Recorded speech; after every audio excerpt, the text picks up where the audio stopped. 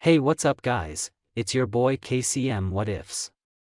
Today we are gonna be reading Naruto, the next god of Shinobi, or what if Naruto was trained by Hiruzen and became the god of Shinobi.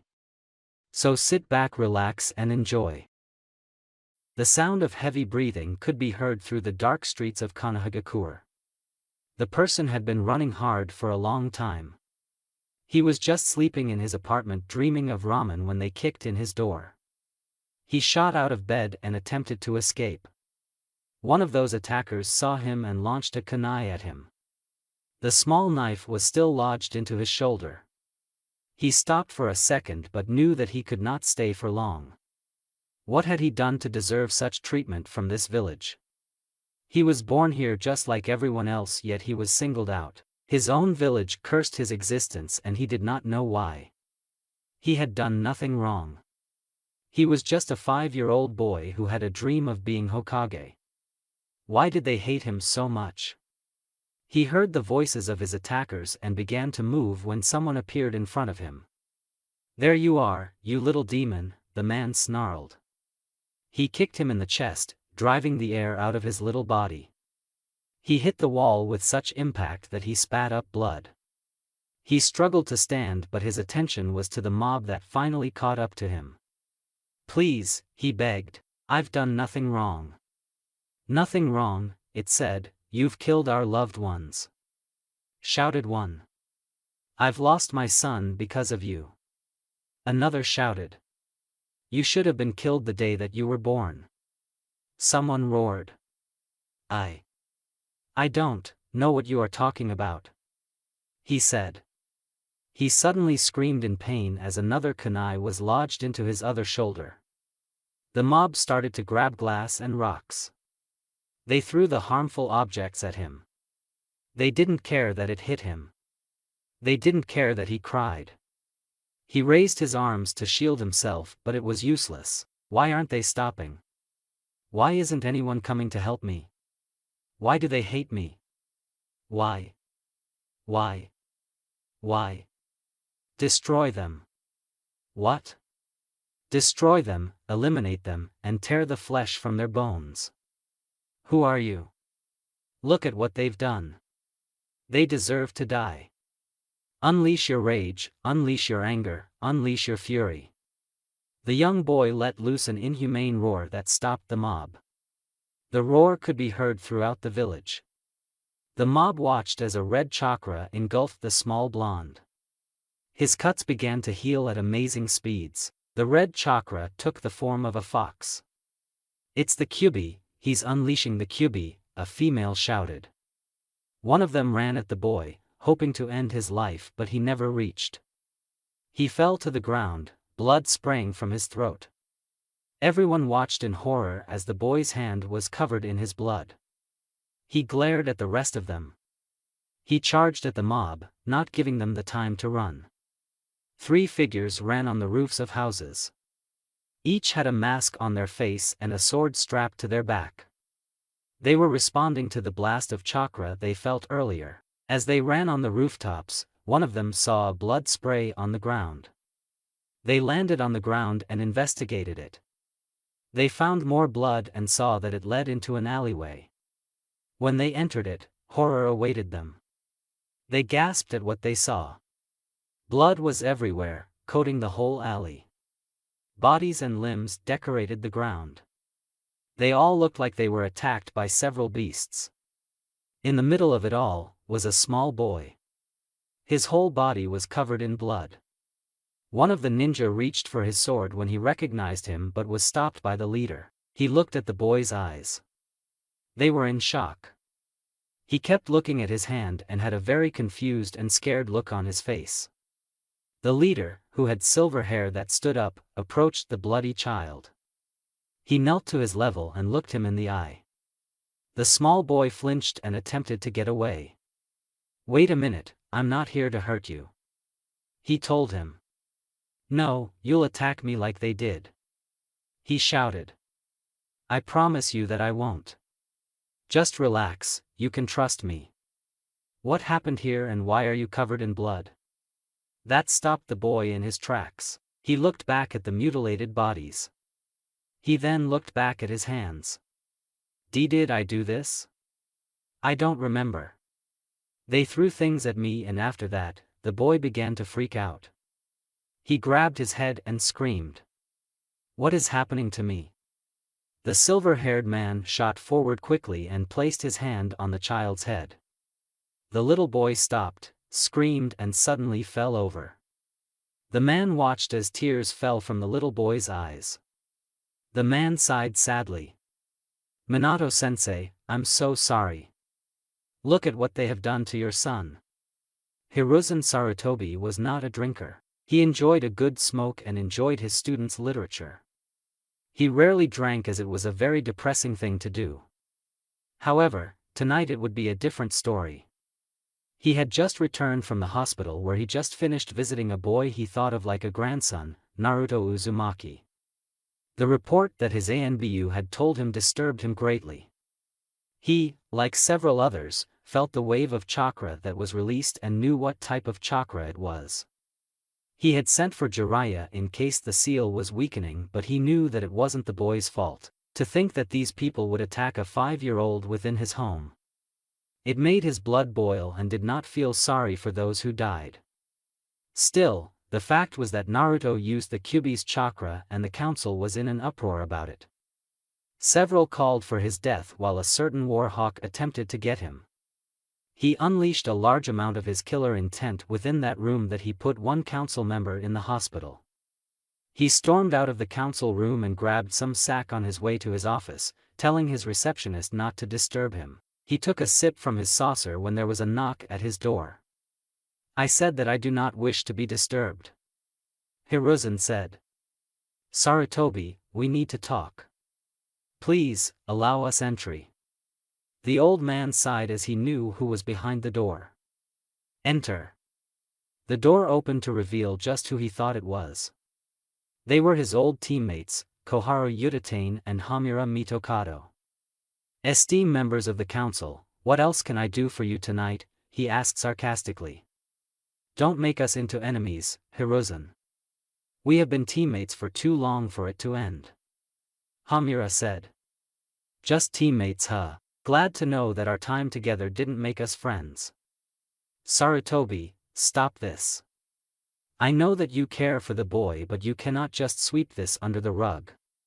Koharu injected. You want me to either kill the boy or create a weapon. Sorry if I am acting crabby about it. He snarled. What would you have us do then? As soon as word gets out about this, his life will be in danger. Minato would not want his son to be killed by the very people he protected.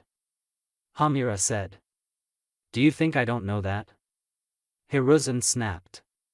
He slammed the saucer on his desk. He looked out to the village. I swore to his father as he lay there dying that I would protect him. I feel that I have failed him. He said sadly. Not all of us see the boy as the demon. He is a shining hope, but this must be taken care of. Koharu said softly. Hiruzen sighed and looked out his window. He stood straight and turned to his former teammates. I shall take responsibility for Naruto myself. He informed them. Koharu and Hamura were shocked at that statement. What do you mean by that statement? Asked Koharu. I shall take Naruto in. I shall train him in the arts and along the way, help him control his demon. He said.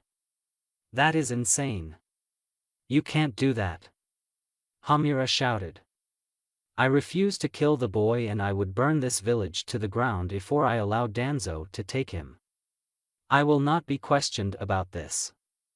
As of today, Naruto Uzumaki is under my care. Anyone who has a problem with that will be dealt with personally by me. He shouted back. The two glared at each other for a while before Koharu spoke. If this is your wish, Hiruzen, she said. Koharu. Hamura exclaimed.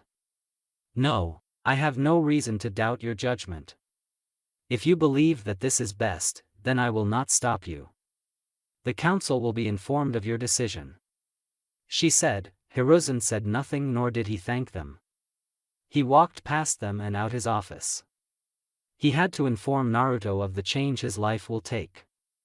Naruto awakened to the vision of white. He groaned as he tried to move. His body protested, but he ignored it. He forced himself into a sitting position and attempted to get his bearings. "You've awakened, that's a good sign." Naruto turned to the sound and smiled at who he saw. "Old man," he cheered. Hiruzen smiled at him. Suddenly he got quiet and looked at his grandfather figure. "I'm in the hospital again, aren't I? I'm afraid of Naruto." "What do you remember about last night?" he asked. The young boy went into deep thought. "I was sleeping, dreaming about ramen," he began. Hiruzen smiled at that, as he was not the only one who liked the boy. "That's when I heard my door get kicked in. I knew that it may have been some villagers along with some ninjas, so I tried to get away. One of them caught me as I was jumping out and hit me with a kunai. I ran for a while, but they cornered me. They started to throw rocks and glass bottles. I was getting cut badly, and then there was a voice." "Voice? What voice?" "It was a scary voice. It told me to do bad things. It yelled at me, and that's when everything was blank. When I came to, there was blood and guts everywhere. I thought it was those men with animals for faces, but then I saw that I was covered in blood." Did I kill those old men?" The aged man looked at the boy and sighed. He knew that he could no longer keep his dark secret from him. "I'm sorry to tell Naruto that you did," he said. "Then, I am a monster," Naruto said sadly. "No, you are not. They are monsters trying to kill you," Hiruzen explained. "Why do they hate my grandpa?" Naruto cried. "Do you trust me, Naruto?" The small boy nodded at him. "You remember the story about the Kyubi?" "Yeah, Yondaime kicked his ass and killed him." "Well, that is only half true. Yondaime did kick his ass as you say, but he could not kill him." Naruto gave him a confused look. "Kyubi is nothing but raw chakra and evil intent. It is a beast that has lived for years and only wreaks havoc when the world is plunged into evil. Despite Yondaime's great skill, he was not able to kill the beast. He could only seal him in the body of a newborn." Naruto was amazed by that. That's when something clicked in his head. He wasn't stupid like people thought. It just took a while for him to process things. "That newborn he placed the Kyubi in, it's me, isn't it?" Naruto asked. Hiruzen nodded slowly. "But why was I chosen?" "This is why I asked you if you trust me. I cannot tell you that information." Naruto looked ready to shout at him, but he was stopped by the Sandaime. "I cannot tell you because of the increased danger that you would be in." Seeing Naruto's confusion, he continued. "The Yondaime, Minato Namikaze is his name, had many enemies. Imagine if word got out that he used you to seal the Kyubi. They would think that you were a weapon left by him to protect the village. They would do anything to have you killed." Naruto froze at that statement. It was bad enough that the village wanted him dead, but other villages trying to take his life was an eye-opener. "I understand, I guess." Hiruzen chuckled at the sour tone, but he quickly gained Naruto's attention. "Now listen, because last night it will be too dangerous for you in your home. I would have waited until you reached 7 before sending you to the academy, but we must start your training right now. For this day forward, you shall be my student," he said. "Really?" Naruto asked in joy. He started to jump up and down on the bed in celebration. "All right, I'm one step closer to becoming Hokage." "You still want to be Hokage?" he asked. "Well, yeah, I'm going to have to find a new reason for being the Hokage, but I'm still going to take that hat from you." Hiruzen looked at this boy in amazement. Even after everything he's been through, his will is still so strong. He smiled at his future student. "Well, Naruto, let's get you out of here." "Right." Naruto threw the covers off him and looked for his clothes. He couldn't help but wonder what the future held for him. Not Hiruzen led Naruto to a small room within the Hokage mansion. The room was fairly big and offered the things that his old apartment had, with the exception of a bathroom and kitchen. Naruto just looked around his new home and took everything in. "So, how do you like it?" Hiruzen asked. "It's really cool. Are you sure that I won't be a bother?" Naruto asked. "Not at all." Hiruzen looked to his left as an ANBU member appeared next to him. He whispered something which made him nod. The ANBU disappeared and Hiruzen turned his attention back to Naruto. "Naruto, I have something to take care of. Get yourself situated and get some rest. If you need anything, ask my daughter. She is down the hall with my grandson." "Okay," Naruto said. Hiruzen left and Naruto was alone again. He dropped his bags and fell on the bed. He decided that some sleep wasn't a bad idea. The Sandaime sat and faced the clan heads and council. He wasn't surprised to see them there as word would have gotten around about his taking in Naruto. "So, you've summoned me here. What is it that you want from me?" Hiruzen asked. "We would like you to explain your reasons for taking in young Uzumaki," Fugaku Uchiha demanded. Straight off the bat as always, the old Kage muttered. "Enough Sarutobi, the council will like to know your reasons for taking the boy," Hamura said. "I would watch your tone, elder. I still lead this village. If you wish to challenge my authority then stand and face me," Hiruzen threatened. "Sandaime, please, we would like to know," Hayashi asked. "As you wish, I am taking Naruto on as a student. I will train him in controlling his power," he explained. "Are you mad? You would teach him how to use that beast chakra?" Fugaku shouted. "Even I have to agree, you've gone out of line," Inoichi added. "And exactly how have I done that? I've already told you all that I will not kill him. I've also said that I would never give him to Danzo. He is not a weapon but a boy who bears a burden that none of you cowards would ever handle." Several members shouted in rage at Hiruzen's words. "How dare you," started Fugaku, but he was cut off when Hiruzen stood and hit them all with killing intent. "Be silent or I will strike you down myself," he ordered. Everyone had never seen him so angry. They took him seriously and followed his order. "I can only think about what Minato thinks of all of you right now. He gave his life for this village and all he wanted was the boy to be seen as the hero that he is. You have all spat on his grave with your treatment of his legacy. Some had their heads down in shame. Yes, I understand that what I may be doing is totally insane, but what do you think will happen again if he doesn't learn to control the Kyuubi's chakra? Are you willing to place the villagers in danger? Are you saying that we are to blame?" asked a council member. It wasn't just a mob of villagers this time, there were ninjas that attacked him. Hiruzen stated. "None of our clans would dare," Choza began, but Hiruzen threw a folder at him. He looked in it and gulped. "Yes, among the dead was a Chunin from your clan as well as a Genin from the Inuzuka clan. I guess I should punish both of you for not reigning in your members," Hiruzen threatened. "Fine then, so what do you plan on teaching him?" asked Fugaku. "Self-defense, tactics and chakra control for a start. I will not allow the boy to be a target anymore. Anything else I teach him is none of your business," he said, causing Fugaku to growl. Many of the council still looked displeased with him, but he looked at them with sway. Hayashi stood up and faced him. "Well, the Hyuga clan will support you, but know that he is your responsibility.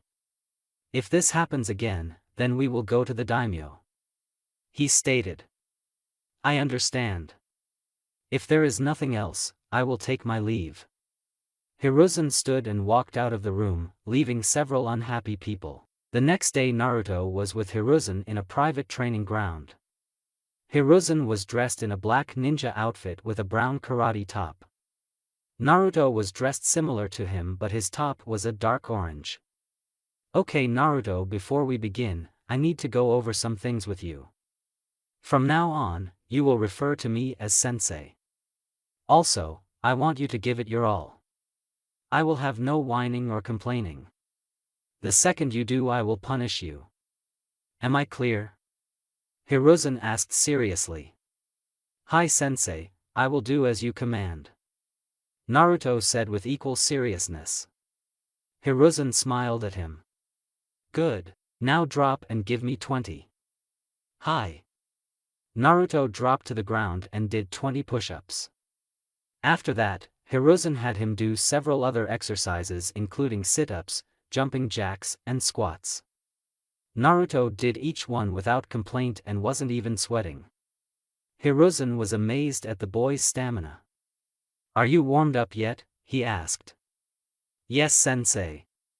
Naruto replied. Good, stand by my side. Naruto did as he was told and stood by him. Get about 2 feet to my right. Naruto moved 2 feet away from him. Good, now you will follow my every movement. Watch and observe as I do this kata. Naruto stood and watched as Hiruzen went through a taijutsu form. When it was over, he returned to where he started and commanded Naruto to follow. Naruto did just that. He made a lot of mistakes and butchered the kata, but Hiruzen was patient and worked with him. After an hour and a half of form, Hiruzen started with his control. He told Naruto to stay still and make sure that the leaf stayed on his forehead. It was a challenge for Naruto, who was always active. He never did like sitting still. The leaf fell over several times, which frustrated Naruto greatly.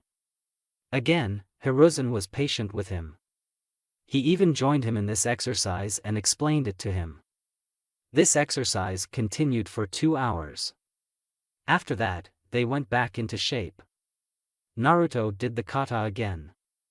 He still made mistakes but not as many as before. Hiruzen corrected him for each mistake and explained that each strike should be done like he meant it. He even showed Naruto how he wanted him to punch to the maximum effect. It would be around noon when he called for a break. The two sat under a tree and rested. Hiruzen looked at Naruto and saw that he was finally winded. Still, he knew that he would be ready soon. Sometimes, getting old sucks, he thought. He turned to Naruto. Naruto, do you know why I'm training you? He asked. You want me to control the Kyuubi, right? Naruto said. Part of it is so that you can have control of the Kyuubi, but that isn't the only reason. I want you to be prepared for when I place you into the Ninja Academy in 3 years. Most of your training will consist of taijutsu, chakra control and tactics. If you surprise me, I may teach you 1 or 2 jutsus. Really? Naruto exclaimed. Calm down, the techniques will not be that powerful, but they will be useful, but you have to earn them, Naruto. I will not give you anything else unless you earn it. Is that understood? Hiruzen asked. Yes sensei, I will strive to do right by you. Hiruzen laughed and ruffled his hair. He now understood why Jiraiya liked training the hard workers. Geniuses were too easy to teach. It was a mistake he made when he took a team of his own. He had ignored Jiraiya in favor of Orochimaru because of the boy's natural talent. Tsunade took a field that he had no experience in, so left her to her own vices. He sighed and stood up. Break time is over, let us continue with today's training. It would be 2 months since Naruto moved in with the Sarutobi family. He had gotten to know the old man's daughter, Tashiko, and was glad that she did not view him like many others did. At first, he thought it was because the old man was there, but she took him aside and the two talked. He was very happy to know that she saw him as the hero the Yondaime wanted him to be. He was also close to 1-year-old Konohamaru. The two hit it off as Konohamaru found Naruto's whisker mark interesting. He knew that the old man had a son, but he currently wasn't in the village. He had asked Tashiko about that, but she told him not to ask. Speaking of the old man, training with him had been very hard and tiring. He was a strict enforcer who did as he said. He remembered when he had gotten out of line and he had him clean the Inuzuka's dog kennels by himself. Still, it was worth it as he felt himself starting to get it. The forms were beginning to get easier and his muscles began to remember how each punch, kick and block was done. The leaf exercise was starting to get there, but it was still very hard for him. Still, it did get him to focus more. Right now, he was at the Hokage Tower. The old man was doing paperwork while he sat still. Hiruzen had told him that this was an exercise in observation. He explained that a great ninja observes the situation instead of rushing into something that he knows nothing about. He added that many missions had ended in failure because there was a lack of information or lack of observation. Naruto found the exercise boring but did as he was told. Suddenly the door opened and a man was ushered in. He was definitely a noble and definitely a Hyuga by his eyes. He carried himself as a high figure in the world. Naruto just thought he was a snob. He looked on as he and the old man spoke. He continued to observe everything around him with clear boredom. He turned back to the noble and noticed that his hands didn't look as delicate as many noblemen he saw. They looked rigid and there was a small case of callousness on his hand. Observing further, he saw that the man was always alert, too alert for a noble. When the discussion was over, the man bowed and left the office. Once out, Naruto turned to Hiruzen. "Hey sensei, was that guy a ninja?" he asked. "What makes you say that, Naruto?" "At first, I thought he was like all those other Hyugas that I've seen before, but his hands show signs of heavy training. There was also the fact that he seemed guarded and alert even with the 4 masked guys you have hidden," he explained. What makes you say that I have 4 masked guys in this office?" Hiruzen asked. "There's one outside the window, the other is hidden in the corner near the window and there are 2 guarding the door under what looks like a genjutsu." Hiruzen smiled at his student and was very impressed with him. "Very good, Naruto, that was a very good observation. To answer your question, yes, that man was Hayashi Hyuga, head of the Hyuga clan. He is one of the village's strongest ninjas. In fact, most of the Hyuga nobles are ninjas." That surprised Naruto greatly. "Today, we are going to spar and we will put this little exercise to the test." "Yes, sensei." Naruto and Hiruzen faced each other. Naruto looked at the man who had been training him for the past 2 months. He watched as he slipped into a fighting stance. Naruto took a similar stance and looked at his opponent carefully. "Okay, he's much older than me so he can't be faster than me. That stance he has is set so that he could use his power. So if I move fast enough, then I can win this fight," he thought. "Are you ready, Naruto?" he asked. "Yes," he said and prepared himself to charge. "Attack!" Hiruzen ordered and Naruto took off. He was in striking distance as Hiruzen threw a punch at him. Naruto saw the punch a mile away and dodged to his left. He quickly threw a punch of his own that would have scored him a hit. Hiruzen caught the punch to Naruto's surprise and hit the blonde with a back fist. Naruto flew in the air by the blow but flipped himself back into his stance. Hiruzen was on top of him and struck him with a knee that forced the air from his lungs. He was forced to the ground by an elbow. Naruto struggled to stand while Hiruzen backed off. He waited until Naruto got his breath back and he sat up. "Now, what happened to you?" Hiruzen asked Naruto. "I underestimated you, sensei," he said. "And why did you underestimate me?" "I went with the fact that you were older and your stance was used for power, not speed. I thought that if I was fast enough that I could hit you. I figured that much. I'm Hokage for a reason, Naruto. I may be old but I haven't lost my step. Also I have fought in 3 wars so my experience is limitless. What you must learn is that first observations are not always right. In a fight, your first observations can change in a flash and if you're not ready for it, then you will die. Do you understand, Naruto?" "I think I do," Naruto answered. "Good, now let us continue. Remember, do not count on your first observations. You have until dinner time to land a hit. Hiruzen said. Naruto nodded and slipped into his stance. Hiruzen followed his lead and commanded him to attack. Naruto charged and engaged him. Naruto never landed a hit on the old man, but he did gain a valuable lesson for which would save his life in the future. Hiruzen stood on the earth made of poles. He held a staff in a defensive stance and awaited Naruto's attack. He looked all around him as many clones of Naruto surrounded him, staff ready for attack. Naruto ordered the attack and struck. Hiruzen defeated the first wave easily, but he realized that it was only used for cover. He blocked the stab that came from within the smoke and spun around to destroy another clone. Naruto didn't give up as he continued to use the smoke as a way to attack and lashed out at Hiruzen. The old man countered every attack with some ease, but he was almost struck from below. He grabbed the staff and pulled Naruto up. Once in his face, he kicked him into the tip of a staff which dispelled him. He sensed more attacks coming from below and jumped in the air. Waiting for him were two Naruto ready to strike.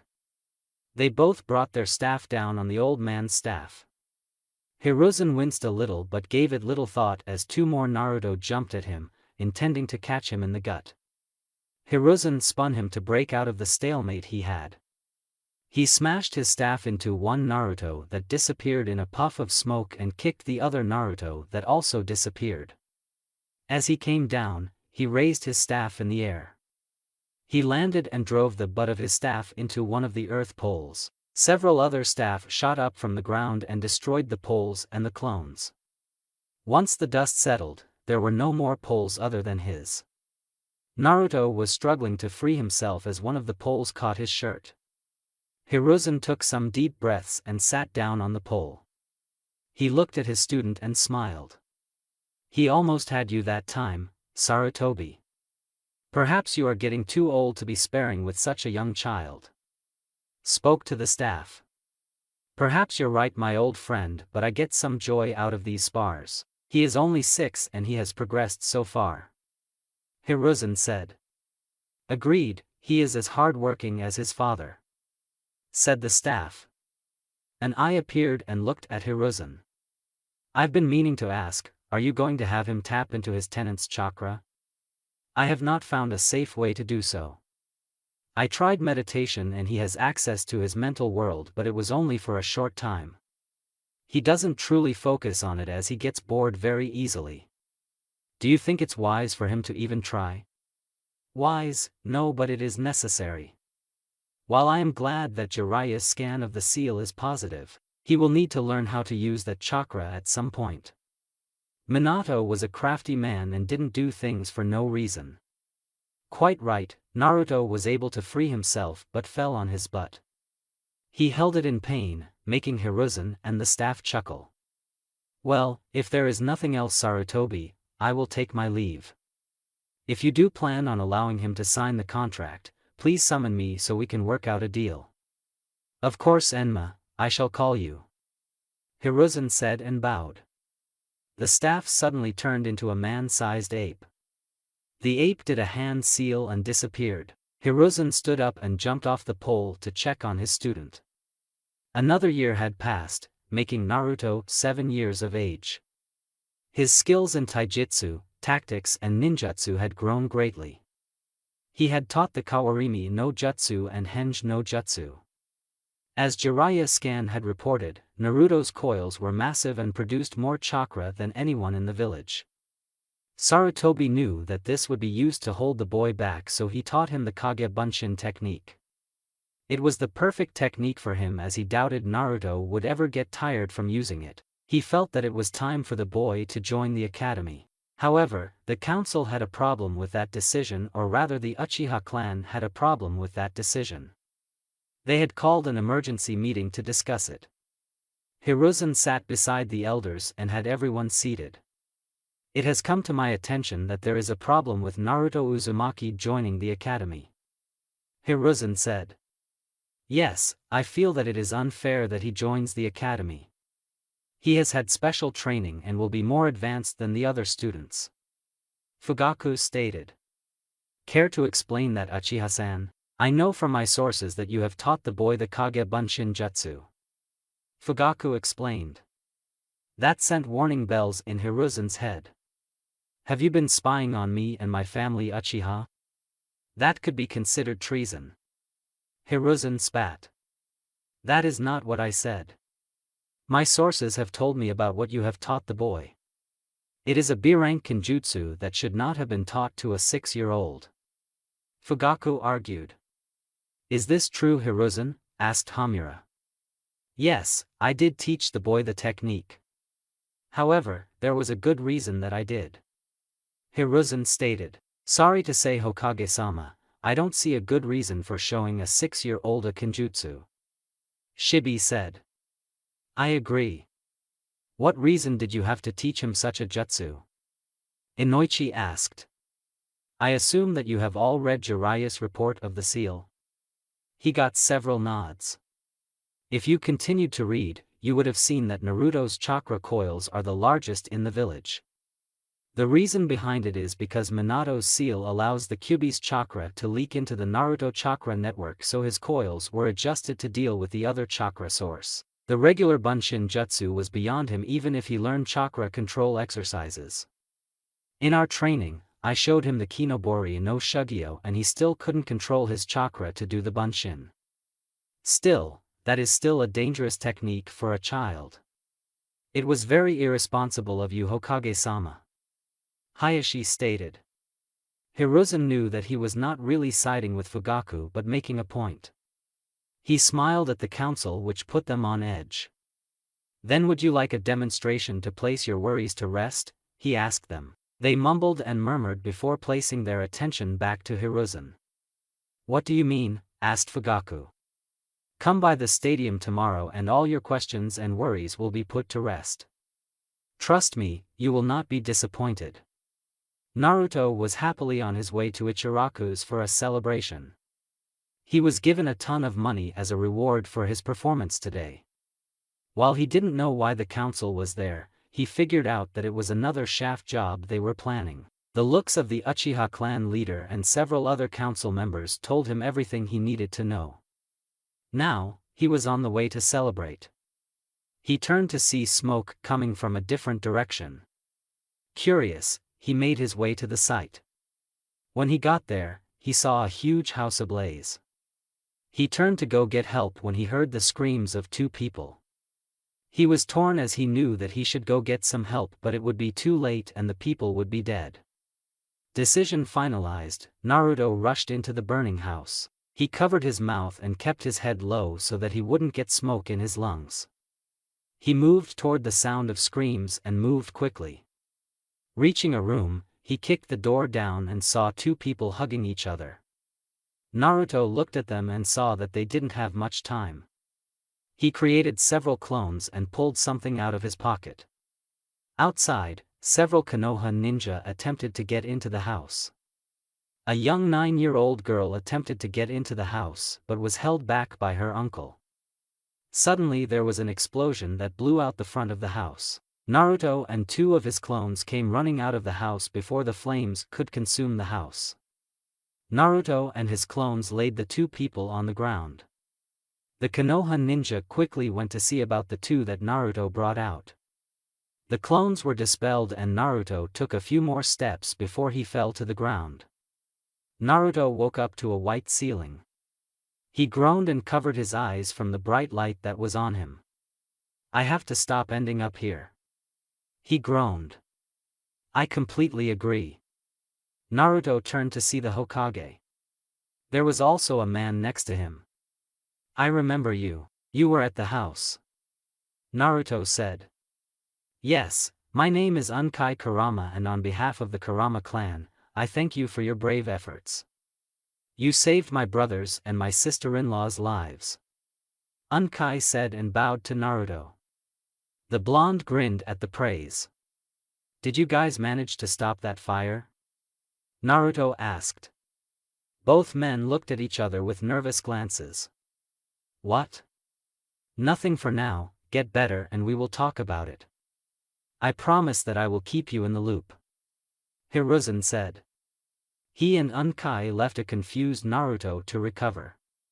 "Naruto, please come in here," Hiruzen called out. Naruto entered his private room where Hiruzen did his calligraphy. He was wearing his training gi he used when training him. Naruto sat before him and waited for him to continue. Hiruzen sighed and faced him. "First off, I would like to say that I am very proud of you. You did act without thinking, but your actions saved the lives of 2 people. However, there are certain things that you must know about that fire. The first thing being that it was not real, it was a genjutsu." Naruto was shocked by it. "Are you sure, sensei? Those flames felt very real." "I have the burns to prove it," Naruto said. "Do you remember that man from before?" Naruto nodded at the question. "That man is part of a small clan called the Kurama clan. They are a clan of some of the most talented genjutsu users. They are very talented in that area. However, once in every generation, there is a Kurama with skill so great that they can cause physical damage to their opponent." Naruto looked very stunned and amazed. Hiruzen continued his speech. "At this moment, there is a Kurama with such a talent. What is going to happen to that Kurama?" Naruto asked. "At first, I had a tutor attempt to help the person control their ability, but the tutor proved to be unable to do it. I had that tutor seal her power when I thought she would be a threat, but their power broke the seal and unleashed its fury," Hiruzen explained. "You talk as if this power has a mind of its own. From what Unkai told me, power takes the form of another persona. If the Kurama can't control this persona, then the persona will take over," Hiruzen added. "So why tell me, sensei? The girl, her name is Yakumo, has been loudly telling the clan that I was responsible for the fire. The clan knows that is not true, but she is strongly convinced that I and her tutor, Kurenai Yuhi, plotted the whole thing. She probably overheard what Kurenai and I had discussed and mistook it. Now I am faced with a dilemma. Unkai and the clan want me to put her to death. Her parents are not willing to do so and are willing to go so far as to leave with her out of Hai no Kuni. I can't do that because of what our enemies will do. I ask you, my student, because you wish to be Hokage, and a Hokage must make a choice of such difficulty. Think of it as a test," Hiruzen said. Naruto looked at him and saw that he was very serious. "Well, I won't kill her. It's not her fault that she was given such a gift, that's just an evolutionary process. I do believe that a stronger seal is needed, but this seal should only be used with her consent. I know how it feels to not know why things happen. I would sit with her and her family, explain what was misunderstood and offer my plan to them. A good plan, but what is to stop her second persona from overcoming the next seal?" Hiruzen asked. "Then I would suggest a better seal master, one who has years of experience," Naruto countered. "Do you truly believe that experience really matters?" "Yes, because an experienced seal master can learn the mistakes of the first seal and improve it. Why not just use the stronger seal and put her in confinement? Her parents won't allow it. If you try to have them silenced, she would be even more resentful of you, Yuhi-san, and all of Konoha." Hiruzen looked at his student carefully. Naruto did not waver under his gaze. He smiled at Naruto. "Your answer was satisfactory, but you could have been a little more convincing." Hiruzen stood up, followed by Naruto. Hiruzen led the blonde back to his room. 2 weeks later found Naruto standing in front of the academy gates. He was wearing a pair of black pants, a dark orange and blue kimono top with a mesh shirt underneath, black sandals and arm guards. He had a small ponytail in the back of his head as he allowed his hair to grow out some. He was a bit nervous about being here as he knew some of the instructors would be out for him. A hand fell on his head and he looked up to see the Sandame. The wise old man gave him a smile and pushed him forward. Naruto groaned and got in line with the others. After a while, one of the instructors stood in front of the group. He wore the standard outfit of a chunin, his hair was tied and had a scar running across his nose. "Greetings, my name is Irika Yumino and I will be your teacher. I would like you welcome to the academy," he said. Naruto wondered what the next 4 years were going to be like. Naruto sat toward the back and waited for the games to begin. As he entered the building, he saw the teachers giving him the look. He ignored it as best as he could, but he was still worried about what they had planned. He began to wonder who was going to be his instructor for the next 5 years. The door opened and in came the instructor from early. Irika was his name, he remembered. "Okay class, let's settle down," he said. The class was still a little rowdy. "Class," they still ignored. Irika took a deep breath. "Sit down and shut the hell up," he roared. The class quickly shut up and began to wonder how he did that with his head. Irika returned to normal after getting their attention. "Listen for your name," Irika read out each name that was on his list. When he reached Naruto's name he paused for a short while. Irika knew who he was and was very impartial toward him. His parents died while fighting the Kyuubi and hated the demon for it. He knew that Naruto wasn't the Kyuubi, but he couldn't help but be angry. Still, he was an instructor and he would not follow the crowd when it came to him. He would still be impartial and just wait and see. "Okay, we'll begin with a little history," Irika said, causing some to groan. "First question, what 2 clans founded Konohagakure no Sato?" He looked around and his eyes landed on Naruto. "Uzumaki, answer the question." Naruto stood and faced him. Konohagakure no Sato was founded by the Senju clan, led by Hashirama Senju, and the Uchiha clan, led by Madara Uchiha. Naruto answered. "Very good Uzumaki, you may be seated," Irika said. Naruto sat down and Irika continued with the lesson. Naruto stood along with everyone else outside. They were lined up in 5, each line facing a wooden target. Each target had 5 spots with bull's eyes. Naruto watched as everyone threw their shurikens. Some of them were just awful while others were decent. This one girl was amazing as she hit every target dead on. She would be really scared when she graduated. It was now his turn and he stood at the line. The guy who was watching his line glared at him, but he quickly changed his look and handed him some shuriken. Naruto didn't miss the glare and noticed that these were different shuriken. He sighed and looked at the target. In seconds, 8 shuriken hit each bull's eye. While it wasn't dead on, it was close enough. The instructor was surprised that those shuriken made it to the dummy. He frowned, but Naruto had already moved to the end of the line. Naruto ducked and weaved as the instructor lashed out at him. He heard Irika tell the guy to take it easy, but he ignored him and continued his assault. He noticed that he was beginning to get winded, so he stopped dodging. The instructor hit the ground when Naruto's fist connected with his gut. The instructor was taking deep breaths while Irika walked up to him. "Uzumaki, this was a spar. There was no need to hit him that hard," Irika shouted. "Sorry sensei, I didn't control my strength." Naruto apologized. "I won't take points off this time, but in the future, you will control your strength when sparring," Irika commanded. "Hi sensei." Naruto walked out of the circle while Irika checked on his fellow instructor. Naruto walked out of the academy, taking in the glares from the parents that came for their kids. He wasn't expecting anyone since he knew that the Hokage would be busy. He sighed as he walked back to the Sarutobi compound. "Naruto," someone called out. Naruto looked around until he laid eyes on Tashiko. She had Konohamaru with her and was joined by a bearded man. "Tashiko-Nizan, what are you doing here?" Naruto asked in surprise. "Now, what is with that attitude?"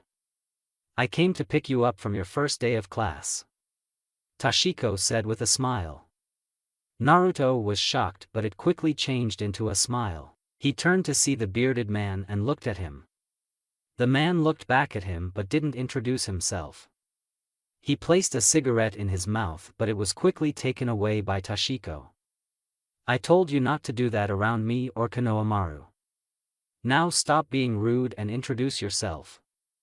The man grumbled but did as he was told. The name's Asuma. He greeted me. Naruto looked at him in surprise.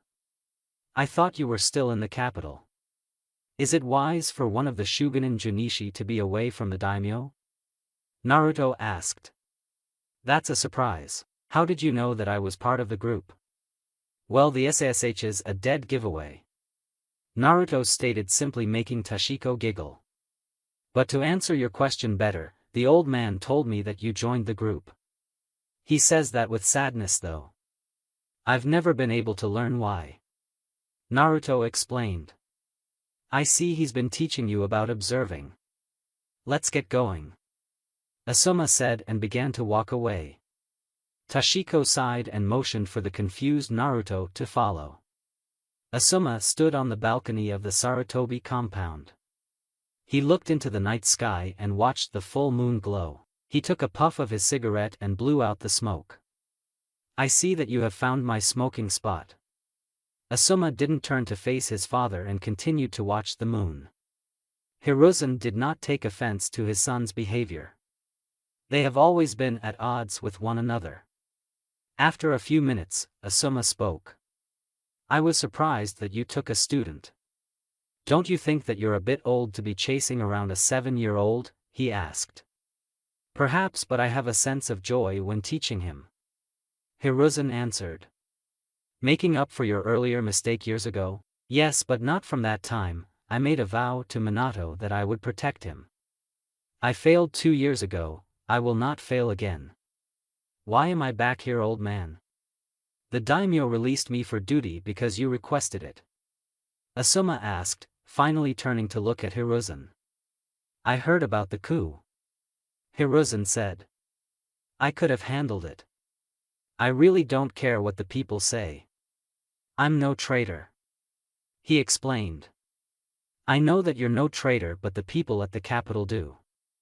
Your presence causes worry among the populace. Chiriku has already left and is doing well at the fire temple. I don't wish to be your father. Asuma stated. I know you don't, but I need you here, son. Hiruzen said and walked away from him. Asuma turned back toward the moon and sighed as his life just got complicated.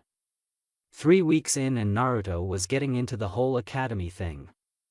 The instructors still gave him a hard time and the kids either stayed away from him or attempted to bully him.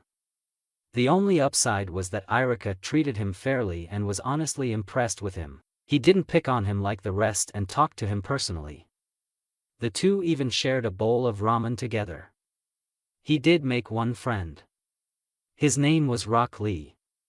The other kids picked on him because he couldn't do anything other than taijutsu. Naruto talked to him and told him that those idiots didn't know anything. The two would spar and would improve their stances and attacks. He didn't know how he stacked up in class, but he had a feeling that he was at least in the middle of the pack. Irika entered and called for orders. After the last 3 times of being yelled at, the class did as he ordered. Today, we will be adding another student to our class. He looked at the door and a girl stepped in. She had on a purple and lavender top with only one sleeve and a matching skirt. She had long brown hair and light brown eyes. Introduce yourself to the class. Irika said. My name is Yakumo Kurama. I'm 9 years old and a member of the Kurama clan. I like to garden and to paint. My goal in life is to control my clan's Kekkei Genkai, become head of my clan and to be the greatest of genjutsu users. Yakumo introduced. Naruto was surprised by who this girl was. It had been a while since he heard the name Kurama.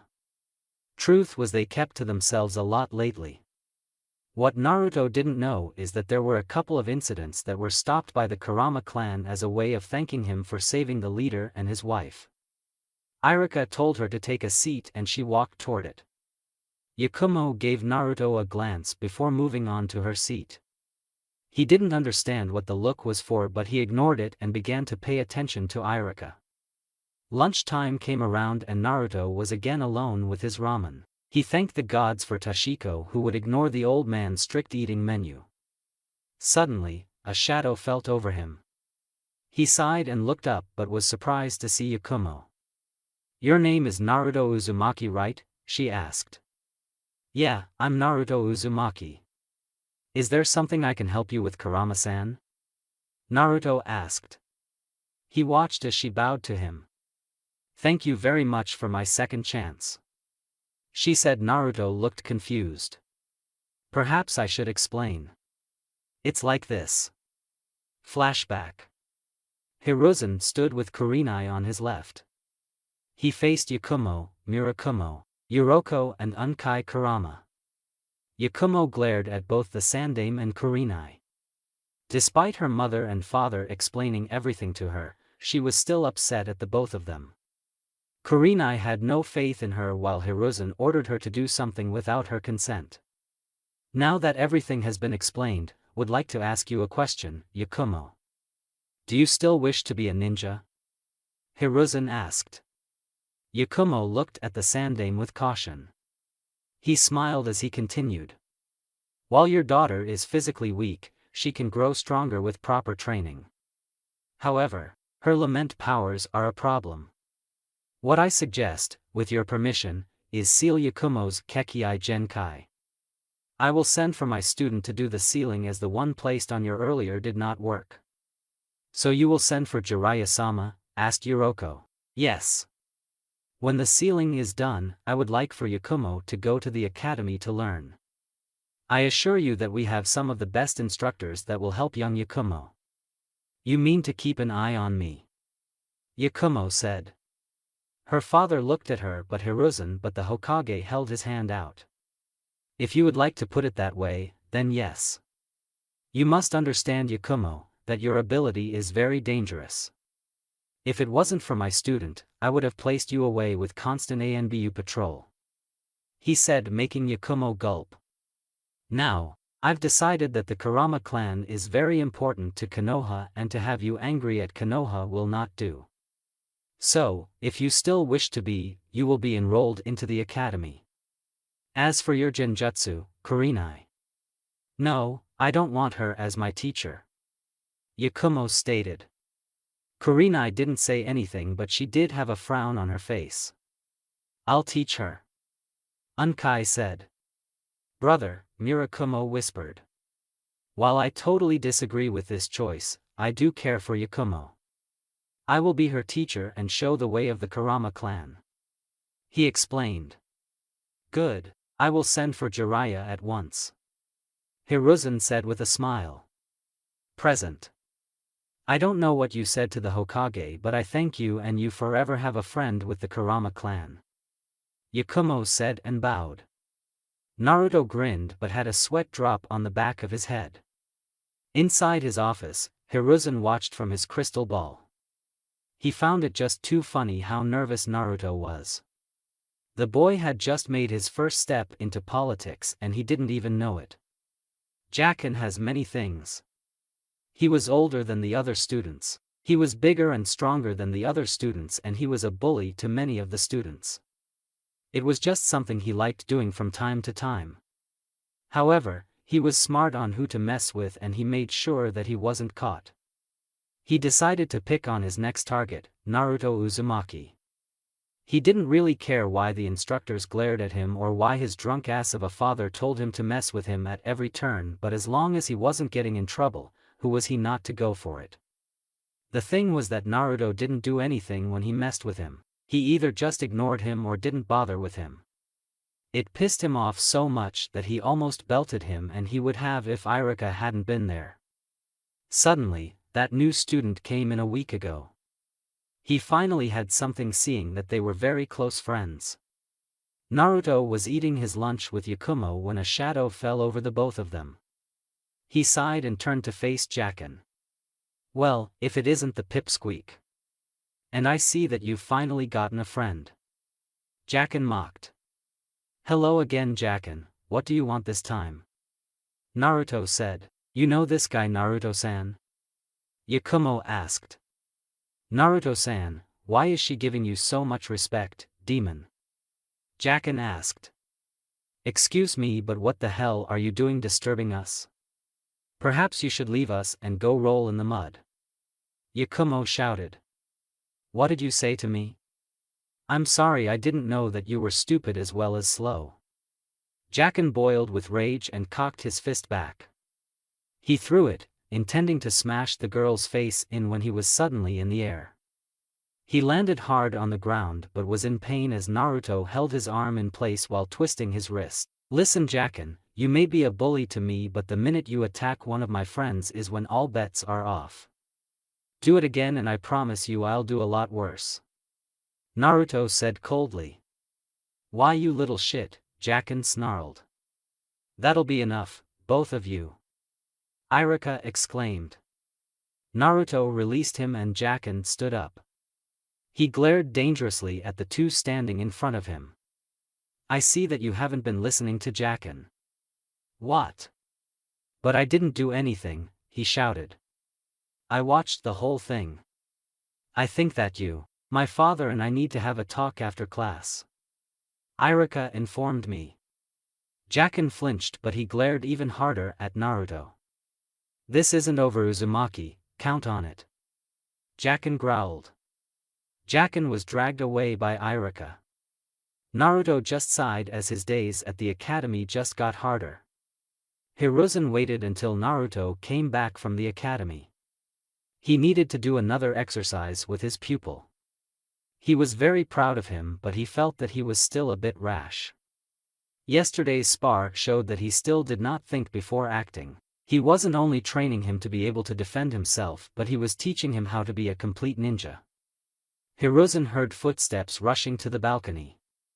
Naruto blasted out in his training clothes and was waiting for the training exercise. Naruto was surprised to see the old man still in his Hokage robes. Sensei, aren't we going to start training now? Naruto asked. Yes, we are.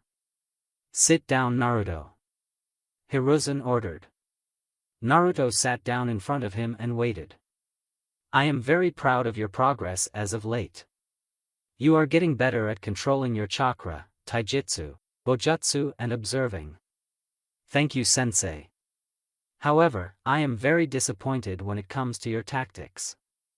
I do admit that you have an uncanny ability to think of a plan on the fly and it is useful. Still, you must learn to plan your tactics much better, so I have a new exercise. In front of you is a shogi board. Many warriors and generals use this as a way of planning. Hiruzen said. So, this is a game? Naruto asked. Yes, but it will teach you patience and increase your tactics. I'll show you how the game is played and how each piece is used. Then we will play a game and your goal is to win. Is that understood? Hi, Sensei. Hiruzen just smiled as he showed his pupil the game of shogi. Hiruzen kept himself from laughing at his pupil. He watched as Naruto was sweating and racking his brain as he looked at the board. Hiruzen wasn't very surprised that he had not been forced to use the Yagura Gakoi to beat him. Naruto made his move but was very hesitant to make it. Once it was made, Hiruzen dropped in on Naruto's territory. The young blonde whined and rubbed his head. I think that's enough for today. Hiruzen said in amusement. No way, I'm not done yet. One more game. Naruto exclaimed. Now, I know when to quit, Naruto. I've been playing this game for quite a long time and I'm very good at it. You can't expect to win every time. Hiruzen said calmly. Yes, Sensei, Naruto muttered. Hiruzen chuckled and ruffled Naruto's hair. I want you to remember and analyze your performance today. We will be playing this once every week to test your improvement. Naruto nodded as Hiruzen led him into the compound. Yakumo and Lee were concerned for their friend. He was muttering to himself and scribbling down stuff. Yakumo recognized the doodles as a shogi board. What are you doing? She asked. I have to figure out what I did wrong. Naruto answered. Lee and Yakumo were confused, so Naruto explained some more. The old man is testing me with a game called shogi. Something about tactics and patience, it sounds boring to me. I would think that the student of a Kage was a bit more intelligent than this. A voice said. All three turned to see a boy who was followed by several girls. Naruto noticed that Yakumo was glaring at him for some reason. And you would be? Naruto asked. His name is Hyuga Niji. He is also known as the Hyuga Prodigy and in line to be this year's Rookie of the Year. Yakumo said coldly. Boyfriend of yours? Naruto jokes. The glare she sent his way made Naruto duck behind Lee. She turned back to Niji. What do you want, Hyuga? Yakumo asked hotly. I came to see why the Hokage would waste his time with such a person. He said. He turned to look at Naruto. I see nothing special about him. His destiny is wrapped in failure. Yakumo glared and even Lee looked offended. Naruto looked at Niji with a calculating gaze. I didn't know that the Hyuga clan had such an ability. So you can see into the future, Niji? Naruto asked. That question surprised Niji as he expected him to get as red as his two companions. Still, he kept his cool expression. These eyes can see deep within your soul. It is why the Hyuga is the most powerful clan in Konoha. Niji stated. I think the Uchiha would dispute that, but who am I to judge? Sorry for interrupting. You were saying that your Kekkei Genkai can see the future of what would happen to me. Naruto said. Everyone is born with an unchangeable destiny. It is something that they can't change, that they can't fight. We must all submit to that destiny and accept it. You may train with the Sandaime, but it will not change the fact that you would be nothing more than average. Niji explained. Are you saying this because you are part of the branch house of the Hyuga? Naruto asked. Niji kept his stoic look. The head wrap is a giveaway. I've met some branch house members and they seem to hide that fact. Besides, I think that you're a bit off. Oh, what makes you say that? Niji asked curiously. You say that we are born with an unchangeable destiny, but I do not believe that. If that were true, I would have been dead, my friend Lee would have quit a long time ago because of his condition and Yakumo would have been locked up somewhere. Yet, we are here and making our dreams come true. I will become Hokage. Lee will be a ninja of great skill without Gen and Nin Jutsu, and Yakumo will be the greatest Genjutsu user in the world. Destiny is what we make it. It isn't set in stone. Naruto explained. You speak of being Hokage, but the Hokages were all great ninja and you would be nothing but average. Niji said. Maybe, but every Hokage was average at the beginning before they became great. You are a prodigy, so perhaps you can become Hokage? Naruto asked. That is not part of my destiny. I am a caged bird, trapped within the clan. My destiny is to serve the Hyuga, nothing more. Niji said. Well, as your eyes said, I'll be nothing but an average ninja. If that is the case, I'll strive to be better and become greater than the previous Hokages. I believe that's my destiny. Niji looked at Naruto, who didn't flinch from his gaze. It had interested him some. It seems that we have a difference in opinion. I was expecting a very different outburst from you. Niji admitted. Well, training with the old man has its perks. Naruto said with a large grin. Niji smirked and walked away from the three. Yakumo looked at Naruto in amazement. I can't believe it. You actually matched Niji in a fight of words. I've never seen him ever back down when he starts spouting that crap about fate and destiny. Yakumo exclaimed. Naruto just scratched his head as Lee praised him. The next 2 weeks left the young Uzumaki racking his brain. He was getting a bit better at playing shogi against Hiruzen, but he still could win. It was as if that board was mocking him. The old man just kept telling him that this was a lesson in patience, but the game was so boring and too hard. What the hell did patience have to do with being a ninja or Hokage anyway? He took a couple of deep breaths before continuing his research of his matches. His research was cut short as he heard the sound of something flying through the air. He rolled out of the way as 3 shurikens hit the tree he was leaning against. He turned and saw Jacken. He hadn't seen Jacken for a long while and was very confused about what the hell he was doing here. He looked back at the tree and saw that those shurikens were real. What the hell, man? Those could have killed me. Naruto shouted. What do you think I'm doing, Pipsqueak? I'm sick and tired of your face. Not like I'll get in trouble anyway, everyone in the village seems to hate you. I'll be doing them a favor. Jacken snarled. Naruto wasn't too surprised about him knowing how the village treated him, but he was suspicious of his reasons to kill him. There was no way he knew about the Kyuubi. No one in the village would have risked sure death. Jacken threw some more shuriken at Naruto. Naruto jumped out of the way and into the forest area. Where are you going, Pipsqueak? Jacken shouted and followed Naruto into the forest.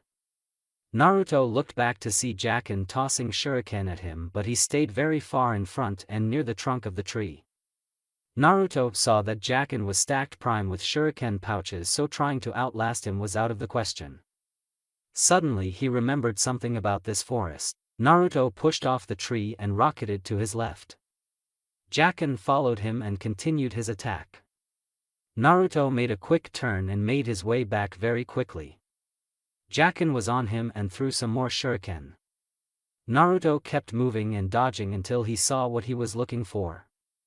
Naruto quickly jumped toward the ground with Jacken following. The insane kid threw 5 shuriken that hit Naruto in the back. Jacken smiled, but Naruto suddenly disappeared in a puff of smoke. What the? Jacken said in confusion. Jacken! Naruto shouted. Jacken turned and was hit in the face with Naruto's staff.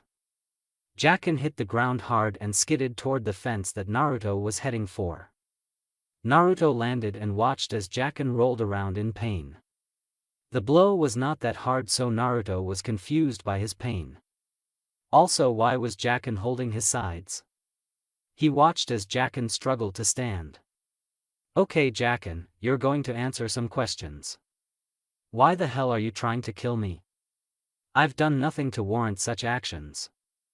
Naruto said. It's your fault. I wouldn't be hurting as much if it wasn't for you. Jacken gasped. What are you talking about? I haven't seen you in 2.5 weeks and all I did was twist your wrist. You would have been fine the next day. Naruto said. He watched as Jacken reached for his weapons. This isn't a plot that you came up with, is it? Who are you working for? I'm not going to tell you shit. I'm going to finish you off, Uzumaki. Jacken shouted. I'm sorry to say that won't be a possibility. A voice said. Jacken and Naruto were suddenly surrounded by people with masks on their faces. Lay down your weapons and put your hand up. A large man with a bear mask said. Naruto complied immediately and dropped his staff. Jacken saw this as an opportunity and reached for a few shuriken. The masked people were much faster and easily took Jacken down. He screamed in pain as they dropped him to the ground. The leader noticed that he was coughing up some blood. What are you doing? Why are you being so rough with him? We took him down easily. We didn't slam him down or anything. The ninja said, who was very worried. Sir, I think he was already injured. When he attacked me and I defended myself, I hit him toward the ground. He was reeling in pain and holding his sides. Naruto informed me. Shut the hell up, Uzumaki. Jacken shouted. The man in the bear mask looked on and decided to investigate. Take him to the medics, knock him out if he resists. Uzumaki, you will explain this now. If I recall, you aren't allowed within 100 feet of an ANBU facility. He said. Naruto just chuckled sheepishly. Hiruzen, flanked by Hamura and Koharu, sat and waited for the two to give their reports. One was the ANBU captain who found the two boys and the other was the head medic at the hospital. He turned to the ANBU captain first. "What do you have to report?" Hiruzen asked. Young Uzumaki was telling the truth. He was attacked by this Jacken kid. We found where the battle began and Uzumaki must have known that one of our facilities was in the area. Naruto probably lured him toward that spot, probably aware that we have sensors around the place from his last prank. The ANBU captain reported. Hiruzen nodded and turned toward the medic. Naruto was correct about Jacken's injuries. They were not caused by Naruto's staff, that much I know for sure. The only injury that Naruto made was a small bruise on the side of his face. Jacken has multiple bruises on his chest, stomach and back. There was mild internal bleeding that was easily taken care of. We also discovered that this is not the first time. We saw that all of Jake's bones have been broken before. Our final conclusion is that he has been greatly abused and very intensively. The head medic said. Hiruzen frowned at the report and wasn't happy. He looked toward the ANBU captain. "Bring in Jake's father and have Ibiki talk to him," Hiruzen said. "Isn't that a bit extreme?" asked Koharu. "Extreme, yes, but if this boy is being abused to such a degree, then the boy's father must be questioned," Hamura explained. Hiruzen nodded and the ANBU captain was gone. "Keep the boy in the hospital until his injuries heal. I will visit him myself and we will get to the bottom of this," Hiruzen said. The head medic bowed and was gone. He turned to his advisors. "What do you think?" "Well, we certainly don't think that this boy had anything to do with this," Koharu said. "You're thinking that the father had something to do with this?" Hiruzen asked. "Perhaps we should have Inoichi look through his mind and find out," Hamura suggested. "I believe that's what must be done," Hiruzen agreed. Koharu looked apprehensive about such an action. "We don't have a choice. If this boy has been abused for such a time, then he will attempt to hide it. We must know how long this has been going on and must fix it." "What if it can't be fixed?" Koharu asked. "Then Jacken will be removed from the program. We do not need such instability within the ranks," Hiruzen said. Hamura nodded as did Koharu. Jacken slowly opened his eyes and looked around his surroundings. He didn't recognize the room, but there was a strange smell. It didn't smell like sake or rotting garbage. He groaned and moved his arm and scratched his head. That's when he saw the bandages on his arm. He searched some more and found his whole body was wrapped in bandages. "No way, that son of a bitch wouldn't do this," he thought. "You're finally up." Jacken turned suddenly to see someone. It was a member of the ANBU Black Ops. He could tell that it was a woman because of the voice. She wore a cat mask. She turned toward the door and spoke to someone. She returned to looking after him. "Where am I?" Jacken asked. "You're at Konoha Hospital. The doctors have treated your bruises and fractures," she answered. "Am I in trouble?" he asked her. "You attempted to murder one of your classmates. You should be in the hospital wing of ANBU headquarters. However, the Sandame wishes to speak with you personally," she answered him. The door opened and Hiruzen entered the room. The ANBU member bowed to him. "Thank you, Nico, if you would leave us alone for a moment," Hiruzen ordered. "Hi Sandame-sama," Nico said and left. The door closed and Jacken was now face to face with the Hokage. He noticed the file in his hand as the ninja leader took a seat. Hiruzen opened the file and began to read out loud from it. Jacken Watanabe, age 9. Father's name is Senichi Watanabe, a former genin of Konoha, and mother's name is unknown. Failed the genin exams once because you did not attend the academy on that day. A known troublemaker and bully. Excels in taijutsu and weapons, second only to Tenten Koguchi. Hiruzen read and closed the file. He looked at Jacken, who gulped at the gaze. I will ask you some questions. Depending on how you answer, will help me in determining your punishment. Is that understood? Yes, Hokage-sama. Jacken said. Your injuries, how did you get them? Hiruzen asked. My injuries were the result of my training, he said. Hiruzen smirked at him. You must not be too afraid of what will happen to you. I know that you're lying. My ANBU has searched your father's apartment. Your father has also been detained and has already been interrogated by one of my best ninjas. I know about the abuse. Hiruzen informed me. I apologize, Hokage-sama. Jacken said.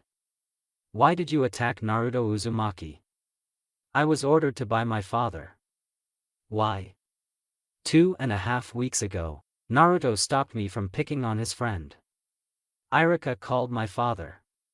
He was furious that he was called down to the academy for such a reason. Still, when he learned that Naruto stopped me, he flipped. I was unable to move after the beating he gave me. He threw up and told me not to return until I killed Naruto. Jacken explained. Hiruzen frowned at that. Why didn't you report the abuse to your instructors? Hiruzen asked. Jacken paused for a second, but he sighed and told his answer. He's all I have. I don't even know my mother. That drunk only told me that she was a whore and she was just getting back at him for impregnating her. I know he didn't love me and I know that he wouldn't care if I was dead, but he was all I had. Hiruzen looked at the boy in front of him and his heart went out to him. I do feel for you, son, but you attempted to murder a boy that is personally under my care. Jacken was suddenly scared for his life.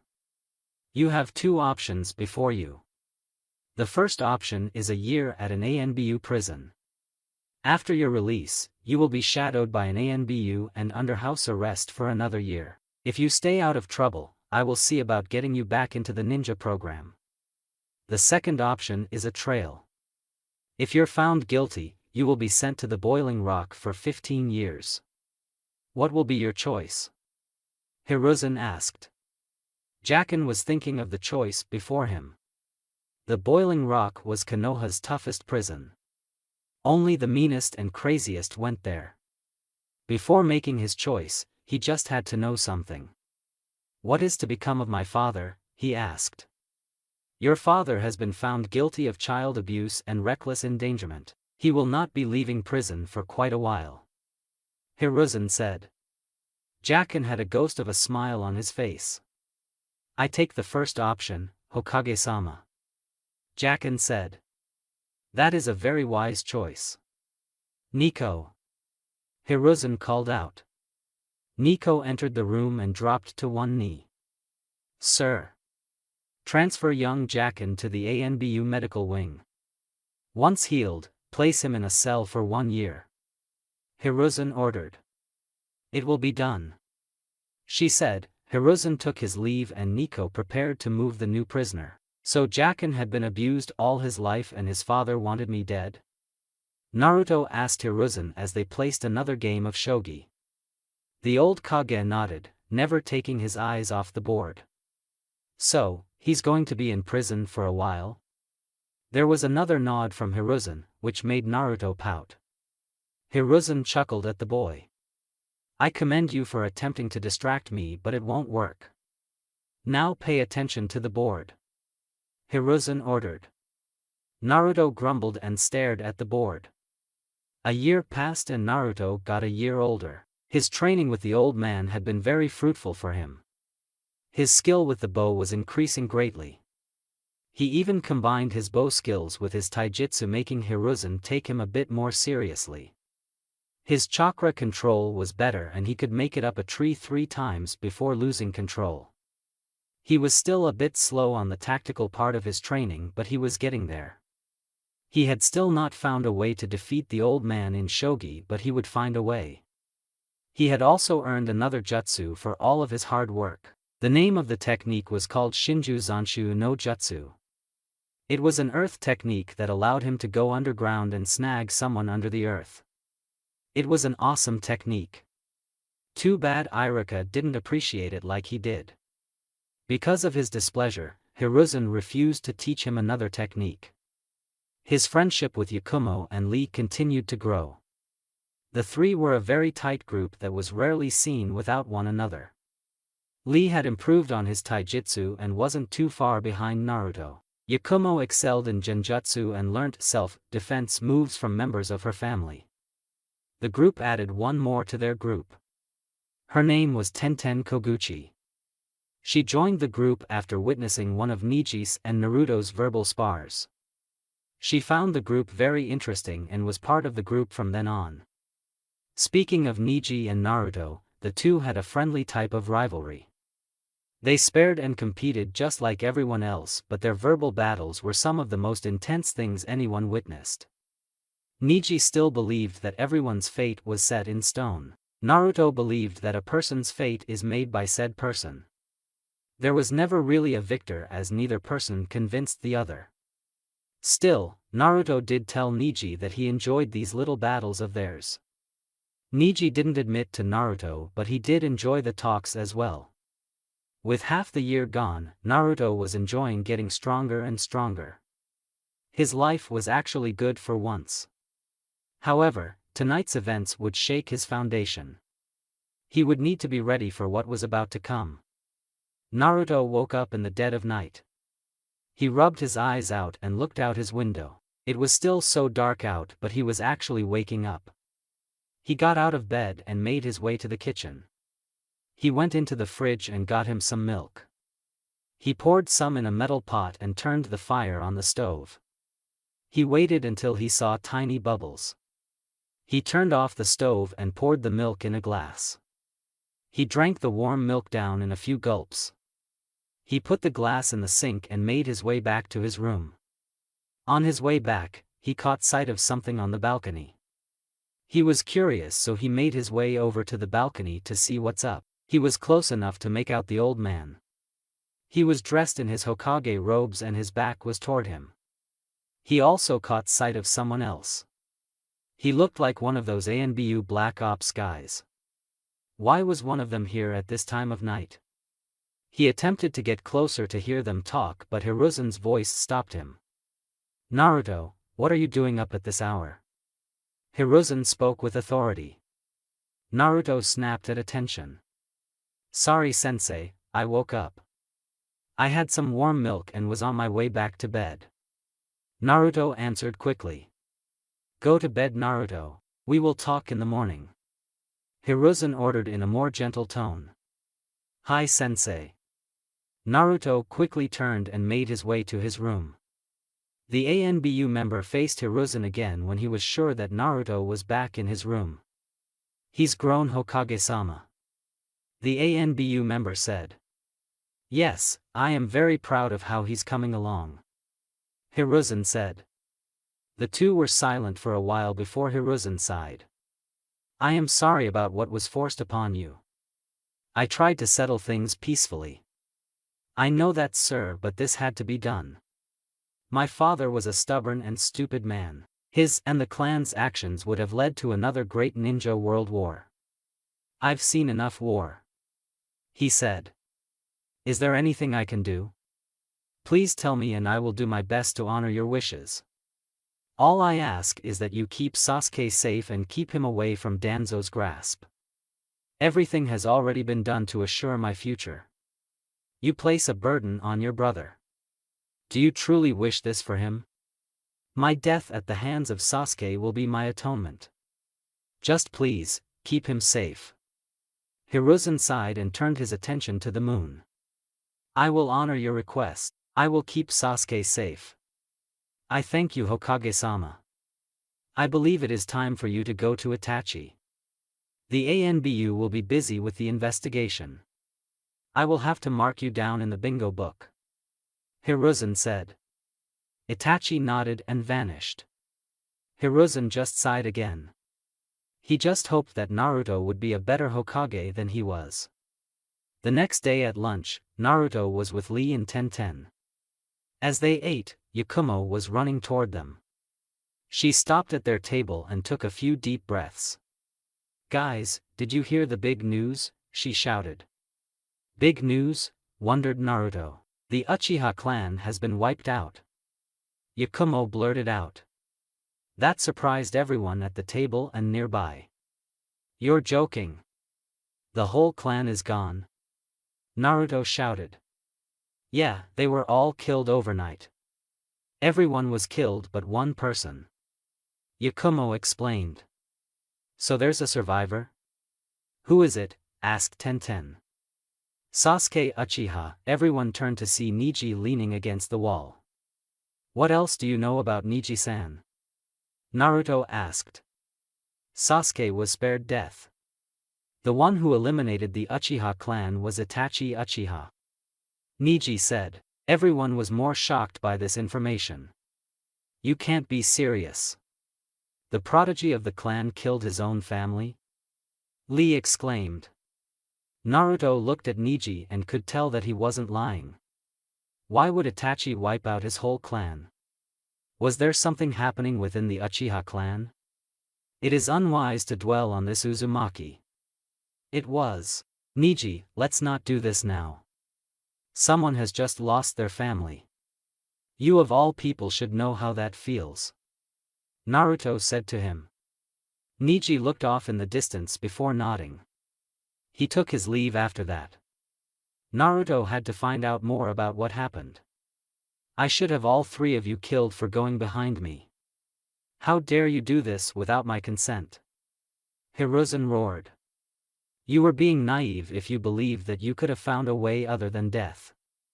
They were traitors and deserved to die," Danzo said. "Danzo is right, Hiruzen. They were planning a coup d'état. They are traitors," Hamura added. "The same can be said about you.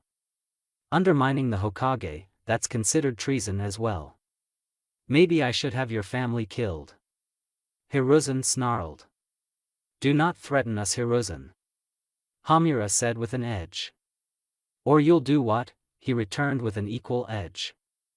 "Enough, both of you. What's done is done and cannot be changed," Koharu shouted. The two glared at each other some more before Hiruzen scoffed. "Leave," he ordered. Danzo and Hamura quickly left. Koharu stayed behind and faced her old teammate. "You aren't making many friends, Hiruzen," she said. "You couldn't give me any more time? I could have found a solution. Now, we have a boy whose objective in life will be nothing but vengeance. Can you live with that, Koharu?" Hiruzen asked. It wasn't the best of ideas, but what would have happened if there was no other way? Koharu asked and left his office. Hiruzen just sighed and pinched the bridge of his nose. He just hoped that Konoha would be forgiven for such an action. The sun rose over Konoha and basted it with its glow. Its rays made its way through several windows, disturbing the sleep of some. One of them was Naruto. The sunlight warmed his face and forced him to open his eyes. He groaned and glared at his window. He looked toward his clock and saw that it was too early. He turned to his side to go back to sleep, but the sun kept bothering him. After a few seconds, Naruto gave in and sat up on his bed. He yawned and had a sour look on his face. He looked again at his alarm clock and then looked at his calendar. He narrowed his eyes a little and saw that today was the Genin exam. Now awake, Naruto hopped out of bed. He reached for his bath stuff and made his way to his bathroom. It happened 6 months ago. Hiruzen managed to find him another place. This place was a shinobi housing area. He remembered the people that he met when he first moved in. The guy in the green spandex left a very lasting impression. After a shower and a cup of ramen, Naruto was out the door. He greeted several ninja who greeted him back as he left the district. Naruto didn't rush toward the academy as he was very early. He thought about going to pick up Yakumo when he bumped into someone. "What, where you're? Oh, it's you. What's the deal bumping into me, Pipsqueak? The teen growled. Oh yeah, it's my fault. Please spare me, oh mighty Jacken. Naruto spoke in a sarcastic tone. The two glared at each other before Jacken scoffed and walked off. Naruto just sighed as he watched Jacken walk away. About a year ago, Jacken returned to the academy. His return brought a lot of rumors and worry to everyone. It was no secret about what Jacken attempted to do. The class could feel the tension between the two. A week later, Jacken approached Naruto. Naruto was flanked by Neji, Tenten, Yakumo and Lee as they didn't trust the older teen. Jacken gave his version of an apology which pissed the group off. Naruto just said that he would stay out of Jacken's path and he would do the same. Jacken agreed and walked off. After that, Jacken went back to being Jacken. He didn't bully anyone anymore, but he had become very arrogant. The reason for this was because he was the fourth best student and did this within 2 months. He bragged about it and the class didn't hear the end of it. He also took on the ire of Tenten. Apparently, Jacken took exception to the fact that he was below her in accuracy and voiced it. It wasn't just the fact that he questioned her skills, but he gave her a nickname, Buns. Jacken almost lost his lower horn as she had to be restrained by Lee, Naruto, and Irika. Since then, the two were always on bad terms. Naruto just shrugged and continued on his way to the Kurama compound. Irika entered the class with several other instructors of the academy. Everyone sat ready and awaited Irika's instructions. Welcome to the Genin exams. We will be testing you on the knowledge and skills that you have learned here. The exam will be tested in 3 parts. The first part will be a written exam.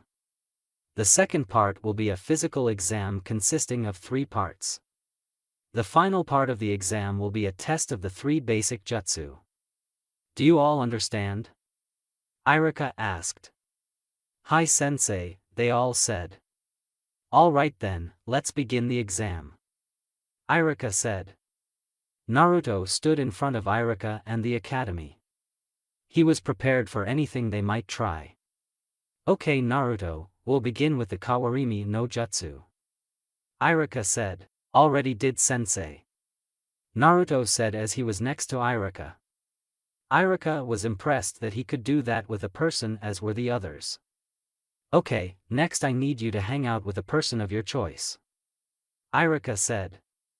Naruto nodded and did as he was told.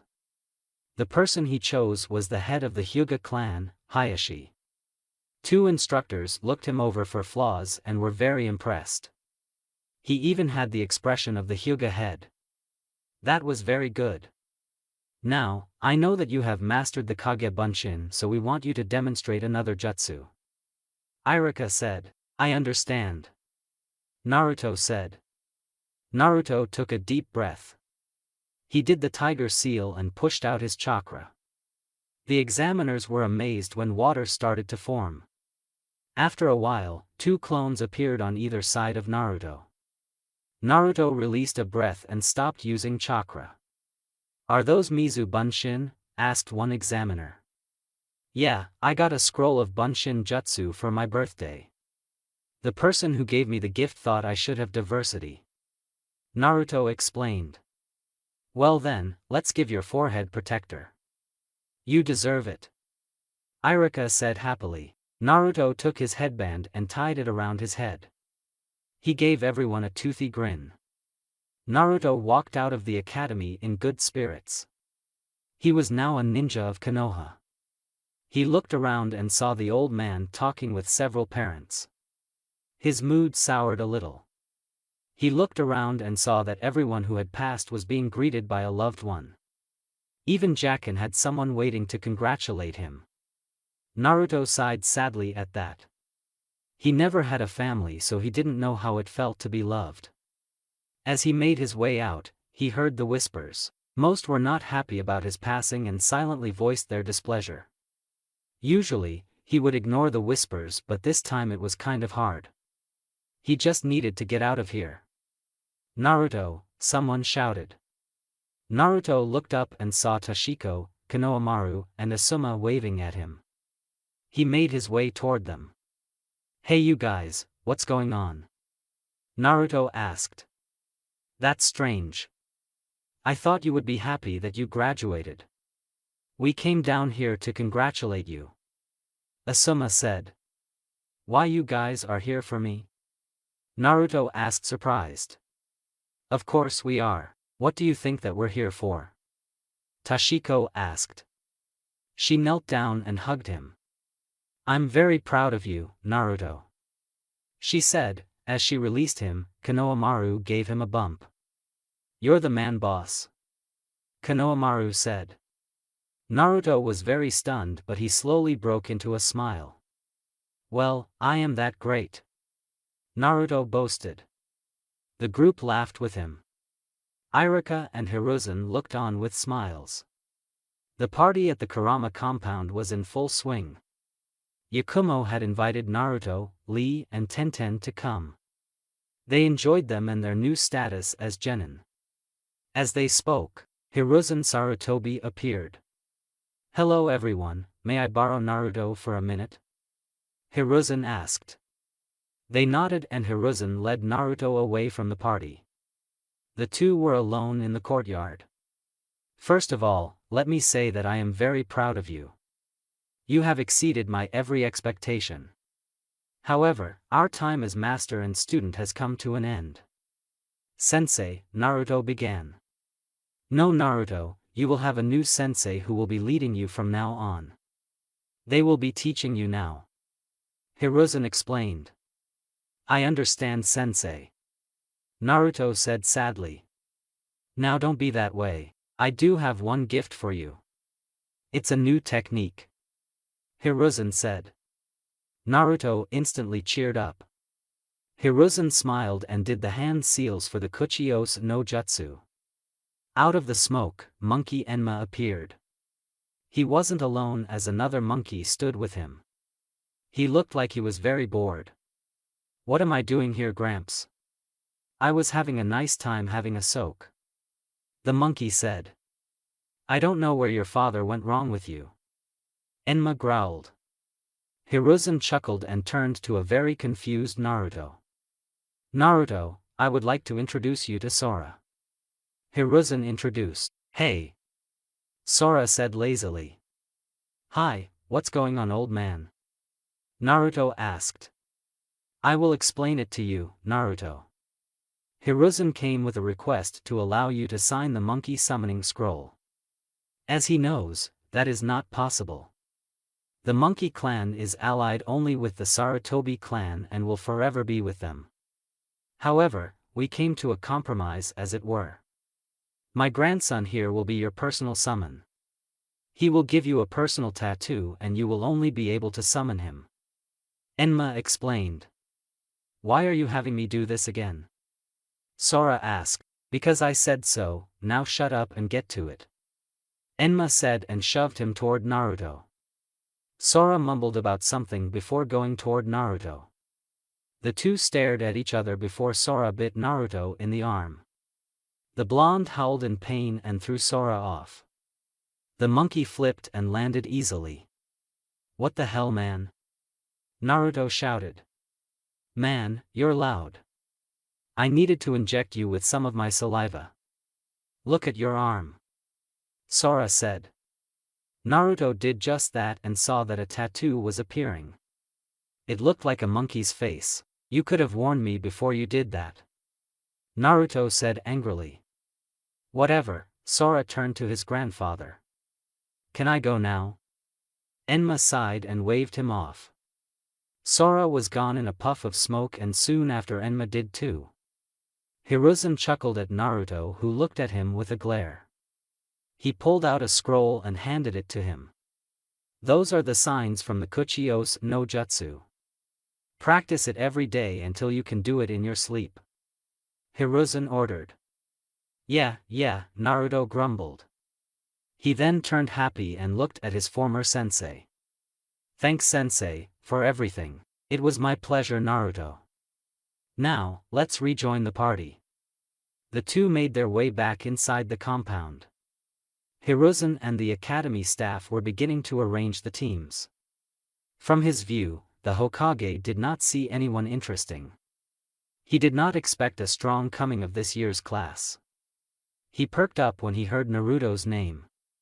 "So, who do we place Naruto Uzumaki with?" asked one instructor.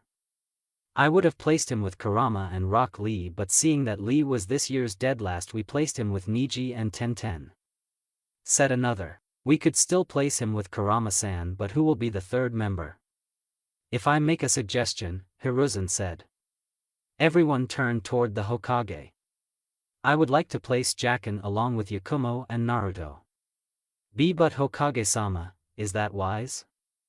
Irika exclaimed. "It is a known fact that Naruto and Jacken do not really like each other.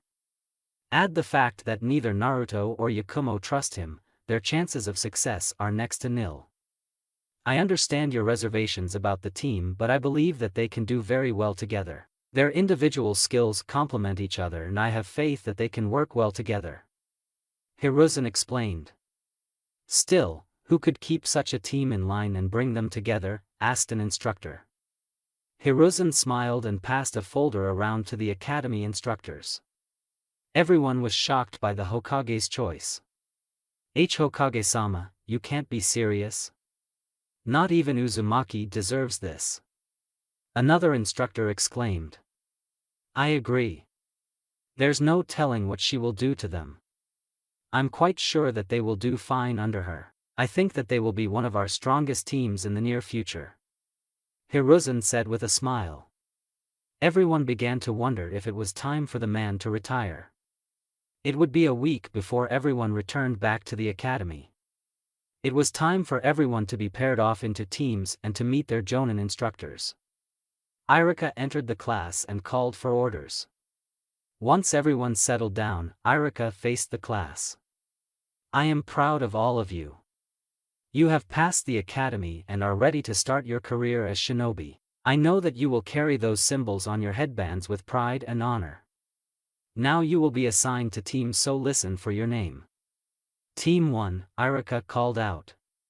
Naruto didn't pay attention as Irika called out teams. He hoped that he would be paired with Yakumo and Lee. He felt that they would be a very good team. Yakumo could cover them while he and Lee beat them senselessly. Team 9, Rock Lee, Tenten Koguchi and Neji Hyuga," Irika said. Naruto kind of frowned at that. He agreed that they were a great team, but he knew that Neji would belittle his friend. He just hoped that their sensei would improve Lee's taijutsu. After hearing the names of Team 12, Irika called out the next team. "Team 12, Irika said with pause. He sighed and finally talked. "Naruto Uzumaki, Yakumo Kurama, and Jacken." Everyone was silent and in shock. Even Neji was shocked. You could drop a pin in the room and everyone within the academy. "I'm sorry, but could you run that by me again?" asked Jacken. "I'm sorry, that is the team that you have been assigned to. You will be teamed with Naruto and Yakumo," Irika said. Yakumo jumped out of her seat. "You can't be serious about this, sensei. You're teaming us with a criminal, a convicted murderer," Yakumo exclaimed. "Hey, I didn't kill anyone. I went to jail for attempted murder, get it right," Jacken shouted. Irika sighed and rubbed his forehead. Suddenly a black ball came flying through the window. It exploded in a shower of confetti and smoke. When it cleared, a woman with a tan trench coat and nothing much else stood in front of a banner. The banner read, "The sexy and deadly sensei of Team 12, Enko Mitarashi." She had a dango stick in her mouth and a wicked smile on her face. "All right, maggots, your date with the devil has arrived." The class was still in shock as this woman stood proudly in front of her banner. Some of the boys were gawking at her mostly because of how she was dressed. After a few seconds, Irika appeared from behind the banner. He didn't look very happy with the woman in front of him. "Why do you do this every time?" Irika asked, annoyed. What flew up your butt and died? I'm just here to pick up my team. Enko said. The senseis of the teams are supposed to pick them up after lunch. Irika explained. Oh, sorry about that. Enko said sheepishly. She turned to the class. Which one of you is Team 12? The class pointed to Naruto, Yakumo, and Jacken very quickly.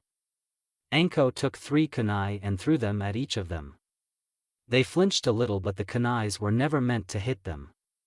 They looked to see a small note attached to it. What's this? Asked Jacken. That's the location of where I'll be. I'm certainly not returning to come and get you, so you'll meet me there. Just make sure that you're prepared and bring your weapons. Enko instructed.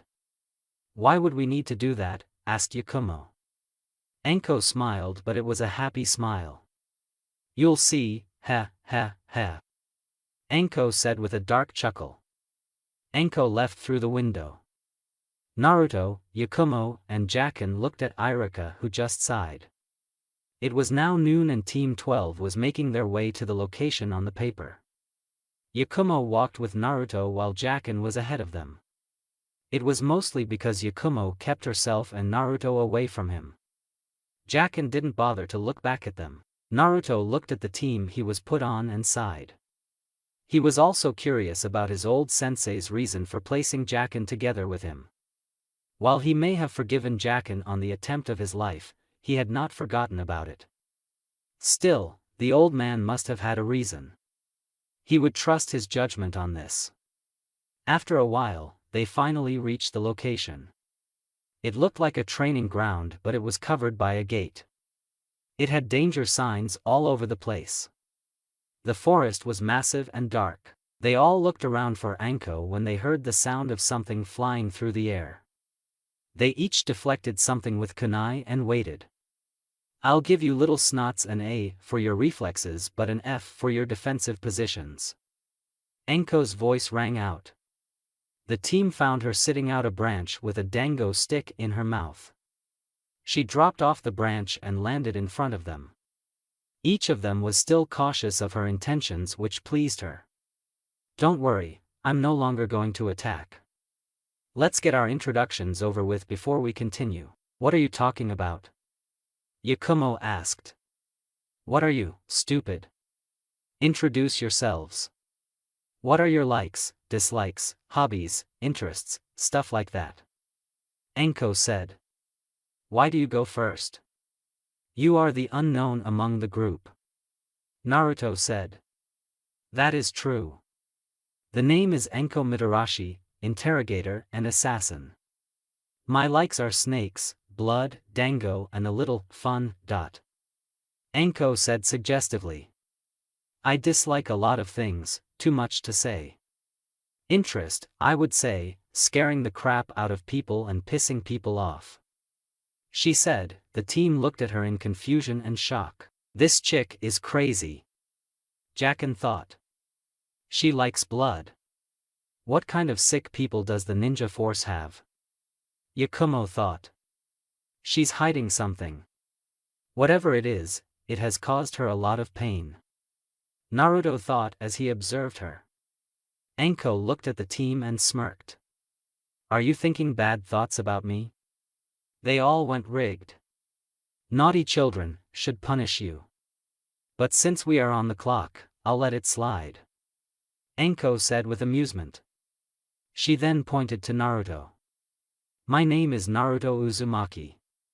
I like my friends, ramen, jutsu, the old man and his family. I dislike the 3 minutes that it takes for ramen to finish, people who are quick to judge and a certain condition of mine. My interests include meditation, pranks and learning jutsu. Naruto said. Enko nodded and then pointed at Yakumo. I am Yakumo Kurama. I like my friends, my family, genjutsu and sweets. My dislikes are Jacken, Kurinai Yuhi, ID and Niji Hyuga. My interests include tea ceremonies, learning genjutsu and reading. She said. Enko smirked at her before pointing at Jacken. The name is Jacken, just Jacken. I like spicy stuff, cute girls and fighting. I dislike midgets, pampered princesses and crazy women.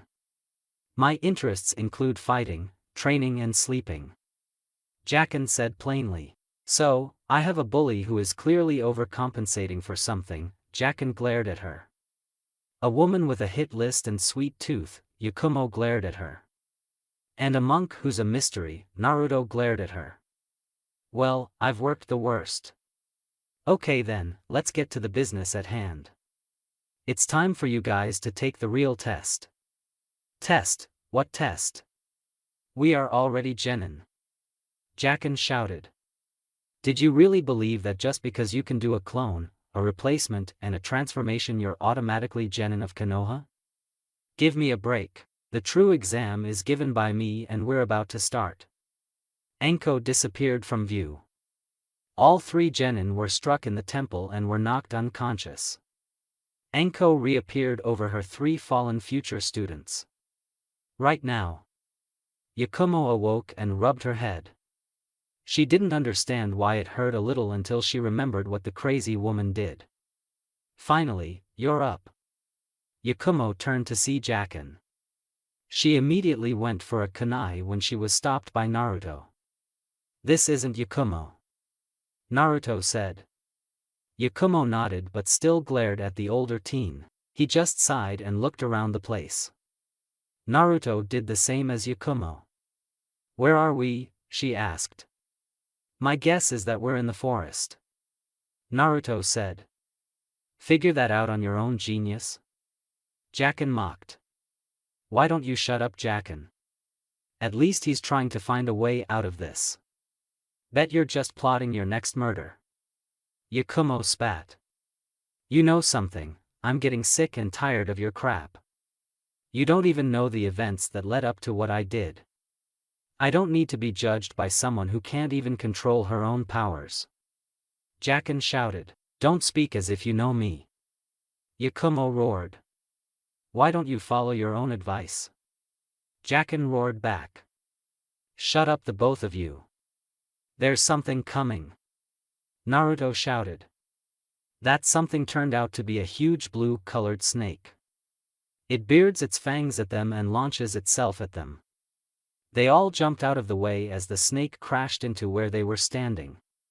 They each landed and faced the reptile that looked at each of them. The snake looked at Naruto and moved fast to ensnare him. Naruto saw it coming and disappeared before the snake could wrap him up. He popped out of the ground next to Yakumo. The girl looked at him. Let's get the hell out of here, she shouted. We can't leave Jackin. I need you to use an area-wide genjutsu. Naruto said. Yakumo looked ready to complain but nodded. She did some hand seals. Megan, Jibaku Satsu. Yakumo shouted. Thousands of vines shot out of the ground and wrapped around the snake. The snake bucked against the vines but couldn't free itself. Naruto called Jackin, who did not argue. Together they all ran into the forest. As they ran, Jackin turned to his teammates. I figured that you two would have left me to the snake. He said. I wanted to but Naruto stopped me. Yakumo said. Whatever, I'll pay you back later. Not like I want to owe you anything. Jackin spoke. Kami, what the hell was the Hokage thinking? I would have gladly been with Lee rather than you. Yakumo spat. Oh, here we go again. Jackin said. Okay, I'm sick of this. Naruto growled. He stopped and stood his ground. The other two stopped as well. Naruto, what are you doing? That snake will be after us soon. Yakumo said. I'm sick and tired of this argument stuff. I refuse to run along with either of you with all this bickering. We're a team and a team sticks together despite their dislike for each other. Naruto shouted. He turned to Jackin. Our history is not the best in the world. You don't respect me and I don't respect you. I may have forgiven the attack but I have not forgotten. Still, I will trust you with my life because I trust your skills. Naruto then turned to Yakumo. Yakumo, you are one of my best friends, but you must let this go. You really don't know the story behind the attack. You can't just keep alienating him just before something that was out of his control. Both Jacken and Yakumo looked a bit shameful as Naruto dressed them down. Naruto took a deep breath and looked at them. Look, I'm not saying we have to be friends, but we are comrades. Let's just put our differences aside so we can get out of this psycho's death trap, he said. Yakumo and Jacken looked at each other before turning back to Naruto. Fine, I'll work with you, Uzumaki. Just as long as you know that we ain't friends. Jacken said. I guess I can put my differences aside. Yakumo said a little snotty. Good, because I'm really going to need your help. Something tells me that crazy woman sent that snake after us. Naruto said. So what is your plan, Uzumaki? Jacken asked. The snake slithered across the ground looking for its prey. Her mistress said that they had headed in this direction. I wondered why she was playing these games. That damn woman told her that there was food for her in the form of 3 humans. She said nothing about them being ninja. Suddenly she was on edge. There was something in the area that told her to be cautious. She moved silently across the ground and looked out for any attack. That's when it suddenly got dark. The snake lifted her head to see a huge fireball coming at her. She slithered fast as the fireball hit the ground with a boom. Suddenly, she began to descend into darkness and there was a bright flash of light. Then there was darkness again. Team 12 appeared out of trees and looked as if their trap was successful. Their attacker was under rubble and now dead.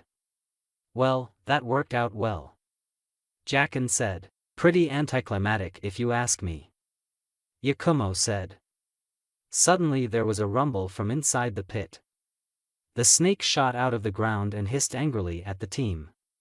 She caught sight of Naruto and swung her tail. Naruto dodged the first strike but did see the second attack. He was sent flying into a large tree. Naruto fell to the ground in a heap and groaned in pain. The snake charged at the fallen Naruto when a sickle slashed her across the nose. She roared in pain as Yakumo and Jacken checked on Naruto.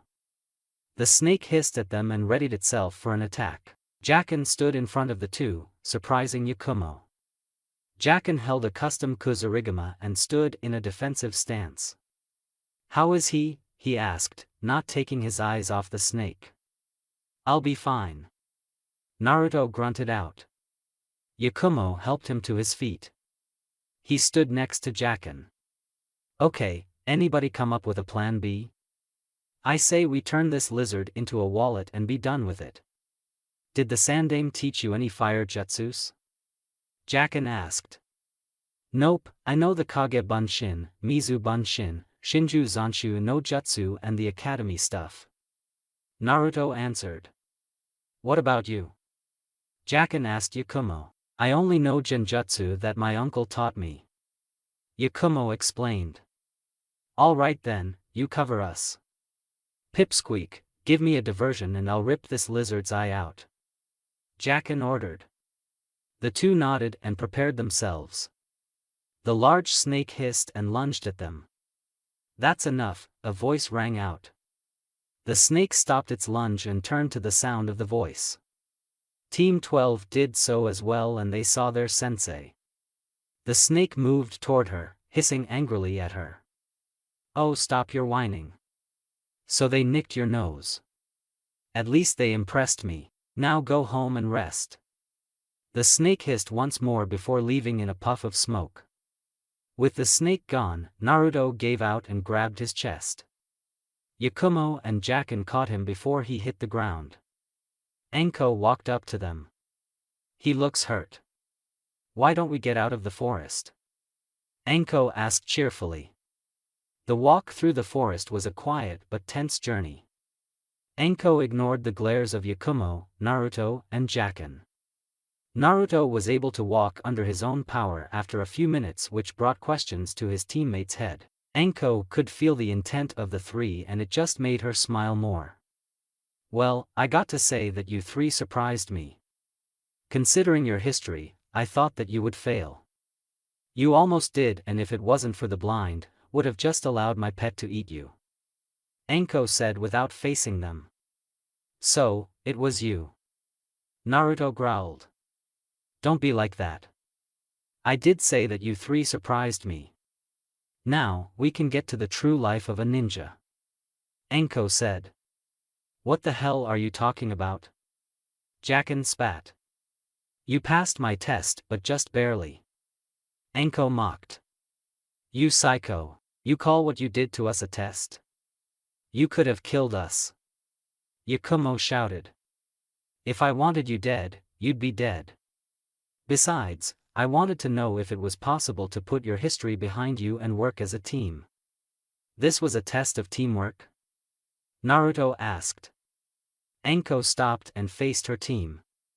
According to the Hokage, you three have the potential to be an espionage/assassination team.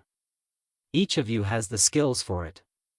Usually, spies work alone, but you guys make a solid team. This test was just to see if you can each put your petty dislike for each other behind you to work together. Anko explained. There could have been a better way to do this. Yakumo growled. Where's the fun in that? Anko asked and resumed walking. The team sighed and followed her. It would be another hour before they reached the exit. Anko locked the place up before turning her attention back to her team. Well, I've got to go and let the Hokage know of my team's success. Meet me here at 8. She said and was gone. The team just looked at each other for a little while. Naruto finally broke the silence. I'm heading to Ichiraku's. Are you guys coming? Naruto asked. Are you buying? Jacken asked. Naruto just shrugged and walked away. Jacken followed him with his hands in his pockets. Yakumo soon followed and the three of them made their way to the ramen stand. Anko walked toward the Hokage's office with a bit of a step. She had finally beaten those stuffy old crones and had gotten herself a team. She began to think about the torture that she would put them through. She giggled like a schoolgirl before she reached the office of the Sandaime. The secretary looked at her and allowed her to pass. She entered the room with a big smile. Lord Hokage, I have some great news. Anko said her mood was deflating. Inside with the Sandaime were three of her most hated people. They were the elders of Konoha. Hiruzen gave her an apologetic look before she spoke. Anko Mitarashi, how was your test? At Ichiraku Ramen, Team 12 was eating their ramen in silence. The stand's owners, Tucci and Ayam, felt the tension in the air between the group. Naruto was now on his third bowl while Jacken was eating a very large beef ramen. Yakumo was picking at her food as she thought back to what Naruto had shouted at her back in the forest. She took a deep breath and turned to her new teammates. Naruto, Jacken, Yakumo called out. The two stopped eating to look at her. If you would, can you tell me why it happened? Why what happened? Naruto asked. Why did he try to kill you? Yakumo answered. She saw Jacken get ready to leave and quickly spoke. What I mean is, if you can explain to me. Do you really know what to know or are you just going to judge? Jacken asked with a sarcastic tone. No, please explain it to me. If we are truly to be a team, then we should get it all out. Yakumo said. Jacken looked at her for a few seconds before smirking. All right then, I was ordered to kill Naruto. Jacken said. What does that mean? Asked Yakumo. It's just like I said, I was ordered to kill Naruto by my father. He said. Why would your father want Naruto dead? Yakumo asked. You got me, it seems like most of the village hates the pipsqueak. My father beat me up and told me not to come back until I killed him. Jacken said. Yakumo still didn't understand, but she was very aware about how the village treated Naruto. With the exception of the Sandaime's family, the ramen stand owners and her clan, everyone else hated Naruto. She had asked him about that once and Naruto didn't tell her. She didn't push him as he told her that one day he would explain it. You know, I don't understand why the village doesn't like you. Is it because of those pranks you did back in the day? Jackin asked. Not really, it's much bigger than that, which I'm not going to explain. Yakumo and Lee, I'll tell someday, but you've got a long way before I tell you anything. Naruto replied. Jackin just snorted at him. You can keep your secrets, pipsqueak. I don't care one way or the other. Just as long as you watch my back, I'll watch yours. Jackin said. The team went back to eating in silence before Jackin spoke again. So, what's the deal with your powers, Yakumo? Word around the village, you nearly killed your parents with it. Once in a generation, there is a member of my clan whose ability in genjutsu is so strong that it makes the damage real. I am one of those people. I was being trained to control it, but the person I thought I could trust didn't trust my abilities and sealed my powers. I misinterpreted a discussion and got angry. The result was the fire. Yakumo explained. This caused Jackin to chuckle. So you had a temper tantrum? Jackin asked, trying to hold in his laughter. Yakumo glared at him and looked ready to cast a just on him. Calm down, you two, you're not going to fight around the stand. This is holy ground and I will not allow you to disturb it. Naruto said strongly. Okay, I'll stop. Jackin said. Yakumo huffed and turned back to her ramen. So, can you control it now? He asked. I can, but only a little. The seal that Jiraiya-sama placed on me allows my second personality and I to merge powers. Yakumo said. She lifted the back of her hair to show the seal that was placed on her. So do you have a special type of genjutsu you like to use? Jackin asked. Well, our clan mostly uses binding genjutsu to disable our opponents, Yakumo said when Jackin cut her off. That's dull. Oh, you know what you should do? Conjure up ghosts or specters. Jackin said excitedly. I've been saying that for years now. Finally, someone makes sense. Naruto added. You are both so juvenile. Yakumo huffed. The team continued their talks until they were full. A slam of a hand on Sandame's desk was heard from outside.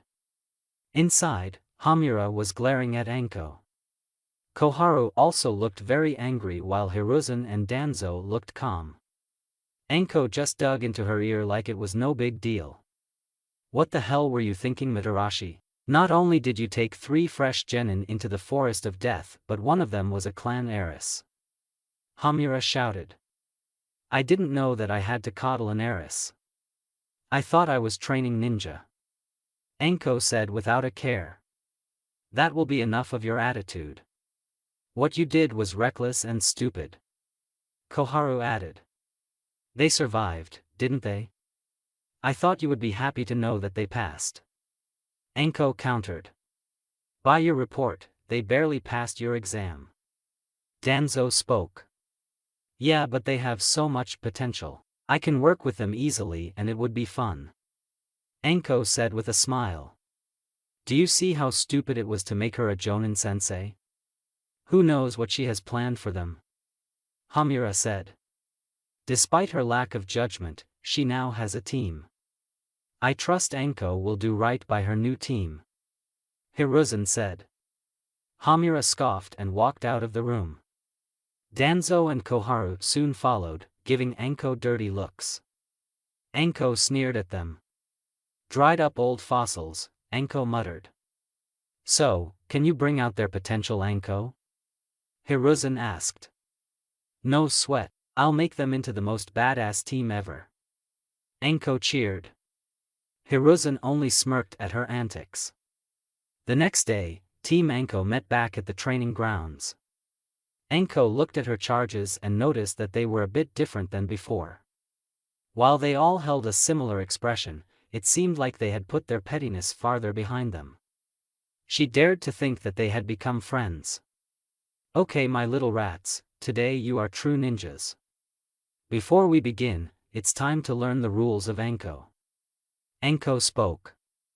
Rules of Anko? Yakumo repeated. That sounds foreboding. Jacken added. Foreboding my ass, this is going to be torture. Naruto added. If you all are quite done, Anko said with an edge. The three genin clammed up and waited for her to finish. Rule number 1, I'm the boss and you will do as I say. Rule number 2, you will give it your all when we train. I don't want to hear your bitching about how hard it is. Rule number 3, there will be no talking about my training. To do so, would result in a horrible punishment. The group gulped. There are more rules but you'll learn them as we go along. Now, it's training time. Anko said and summoned some snakes. All right, maggots, laps around the forest. Let's go. The snakes hissed and gave chase to the three genin who took off like a shot. It was now noon and Anko looked at her laid-out genin. She sighed and placed her hands on her hips. You three are pathetic. I can't believe that you're so tired after an hour of spar. You almost had me last time. Anko said. Psychotic, bitch. Muttered Jacken. I'll make you pay. Muttered Yakumo. You've made my list. Muttered Naruto. Anko sighed at them. If you have the energy to threaten me, then I guess you don't need lunch. Anko said with a smile. They groaned and picked themselves off the ground. They glared at their teacher and readied themselves for another assault. As they made their move, an alarm clock rang. Anko clapped her hands together. That ends today's training. Go and get some lunch and meet me at the tower. She ordered before disappearing via Shunshin. Why do I feel that we will not live through this? Yakumo asked. Could it be worse? Naruto said. We are under the control of a crazy and mentally unstable kunoichi with a fetish for pain. How could it be worse than this? Jacken asked. We could be under someone just as bad. Naruto said lamely. Jacken and Yakumo gave him a look. Team 12 entered the mission to get their first mission.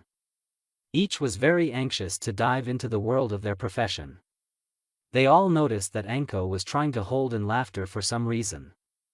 They looked at the Hokage who gave them a smile. Team 12, are you ready for your first mission? Hiruzen asked. Yes, Hokage-sama, they all said. Good. Your first mission is the capture of the daimyo's cat, Tora. Hiruzen said. All three genin looked at the Hokage with a look of pure shock. Anko took this moment to get a picture of their expressions. It would be one of her most favorite pictures for years to come. 1 month, one of the longest months of Naruto's, Yakumo's and Jacken's life. How could they call these chores missions? So far, they had done nothing but these chores for a whole month. They all glared at their sensei, who just watched their humiliation with a grin. How were the skills they learned in the academy supposed to work to do such things? Anko did explain what these missions were supposed to do, but it didn't make them any more annoying. Their first mission was one of the hardest missions to date. Whatever Madame Shirjimi was doing to the blasted thing, needed to stop and stop now. The next time the cat got free, Team 12 was going to kill it. It was something that each member of the team agreed on. In fact, Anko was barely in time to save the cat from a pitfall that was laced with pikes at the bottom. Then there was the mission to babysit the Terror Twins. The twins of a councilman were nothing but trouble and were very defiant in taking orders from any of them. They actually managed to behave one time for the team. However, that mission was given away to another genin squad. Naruto's game of a ninja got a little out of hand. The hero twins were pissing their pants as Jacken's version of a guillotine was used with real weapons. Now, there was this mission. They currently were at the Inazuka kennels. The mission was to wash the dogs, a very simple mission. Jacken was having a much easier time cleaning the dogs. When he was asked, all he said was, "It's an animal thing." Naruto wasn't having too many problems. There were some dogs that he kept away from since they growled at him, but he was getting the job done. The one who had the most problems was Yakumo. She was still attempting to get the same dog washed. It was a small white puppy that didn't wish to get washed. It belonged to a rude and rowdy boy named Kiba. Kiba just laughed at Yakumo, who was getting angrier with every passing minute. Then Kiba did something incredibly stupid. "I can't believe they let a weak girl like you graduate. The academy is going to be a breeze," Kiba commented. Yakumo stopped chasing the puppy and took a deep breath. Kiba looked at her in confusion when he saw her begin to change. The sky began to get dark and Yakumo's hair began to whip around wildly. When she turned to face him, Kiba looked very afraid. Yakumo's face turned old and scary. Her hands turned into claws. Her teeth sharpened and looked like needles. Yakumo unleashed an inhuman screech which scared Kiba stiff. "Do you have something to say, you little bitch?" Yakumo asked in a scary, high-pitched voice. When Kiba said nothing, her head grew and her fangs got wider. "I said, do you have something to say?" No ma'am," Kiba squeaked. "Leave!" Yakumo shouted. Kiba took off like a shot, a trail of water coming from his pants. Yakumo suddenly returned to normal before looking at the puppy, who was also scary. She glared at the puppy before pointing to the tub of soap and water. The puppy complied and hopped into the tub. Yakumo sighed before doing her job. Her teammates looked at her in shock and awe. "That was badass." Jacken sa, stun. "Wow, she's scarier than Anko-sensei," Naruto whispered. Yakumo snapped her head toward the two who held their hands up in defense. Anko only smiled in amusement. Anko and her team walked out of the Hokage Tower. They were all tired and could wait to get home. Suddenly, they noticed that Anko had stopped. All three looked at her cautiously. Anko saw this and looked a bit hurt. "Oh come on, I'm not that bad," Anko said with a pout. The team wasn't buying it and stood in alert. She smiled and raised her hands in surrender. Okay, I'll behave. I just have to say that I am." Anko looked around for a second and saw that there were too many people here. She quickly led her team into an alley where they can be alone. Once she was sure that no one could hear them, she continued. "As I was saying, I want to say that you've been doing a great job as of late." The team looked at her in shock. "Oh my god, it's an imposter," Jacken shouted. He got kicked in the face by Anko and was sent flying out the alley. "That's what I get for being nice. Be at the training grounds at 8 a.m. Anko said and walked away. Yakumo and Naruto looked at each other before going over to their teammate. Hiruzen looked at several reports that he received daily from patrols. It wasn't anything new to him, as such was the life of a Hokage. He reached for one of the reports and began to read. As he kept reading, he began to get a little worried. He made a signal to his ANBU. One of them appeared and bowed. "I want Aoba Yamashiro and Reito Namishi here now," Hiruzen ordered. The ANBU nodded and was gone. Minutes later, 2 Jonin entered along with that ANBU member. The ANBU disappeared while Aoba and Reito remained kneeling. "Rise, I want you to tell me about this report." He handed the report to Reito, who read it over. "What is it that you did not understand, sir?" Reito asked. "The place you investigated when you were returning, where was it located?" Hiruzen asked. Aoba went to the map of the Fire Country and pointed it out. Hiruzen's eyes narrowed. "What did you find?" "We found nothing, sir. All we found were some broken breakers and dead-looking samples.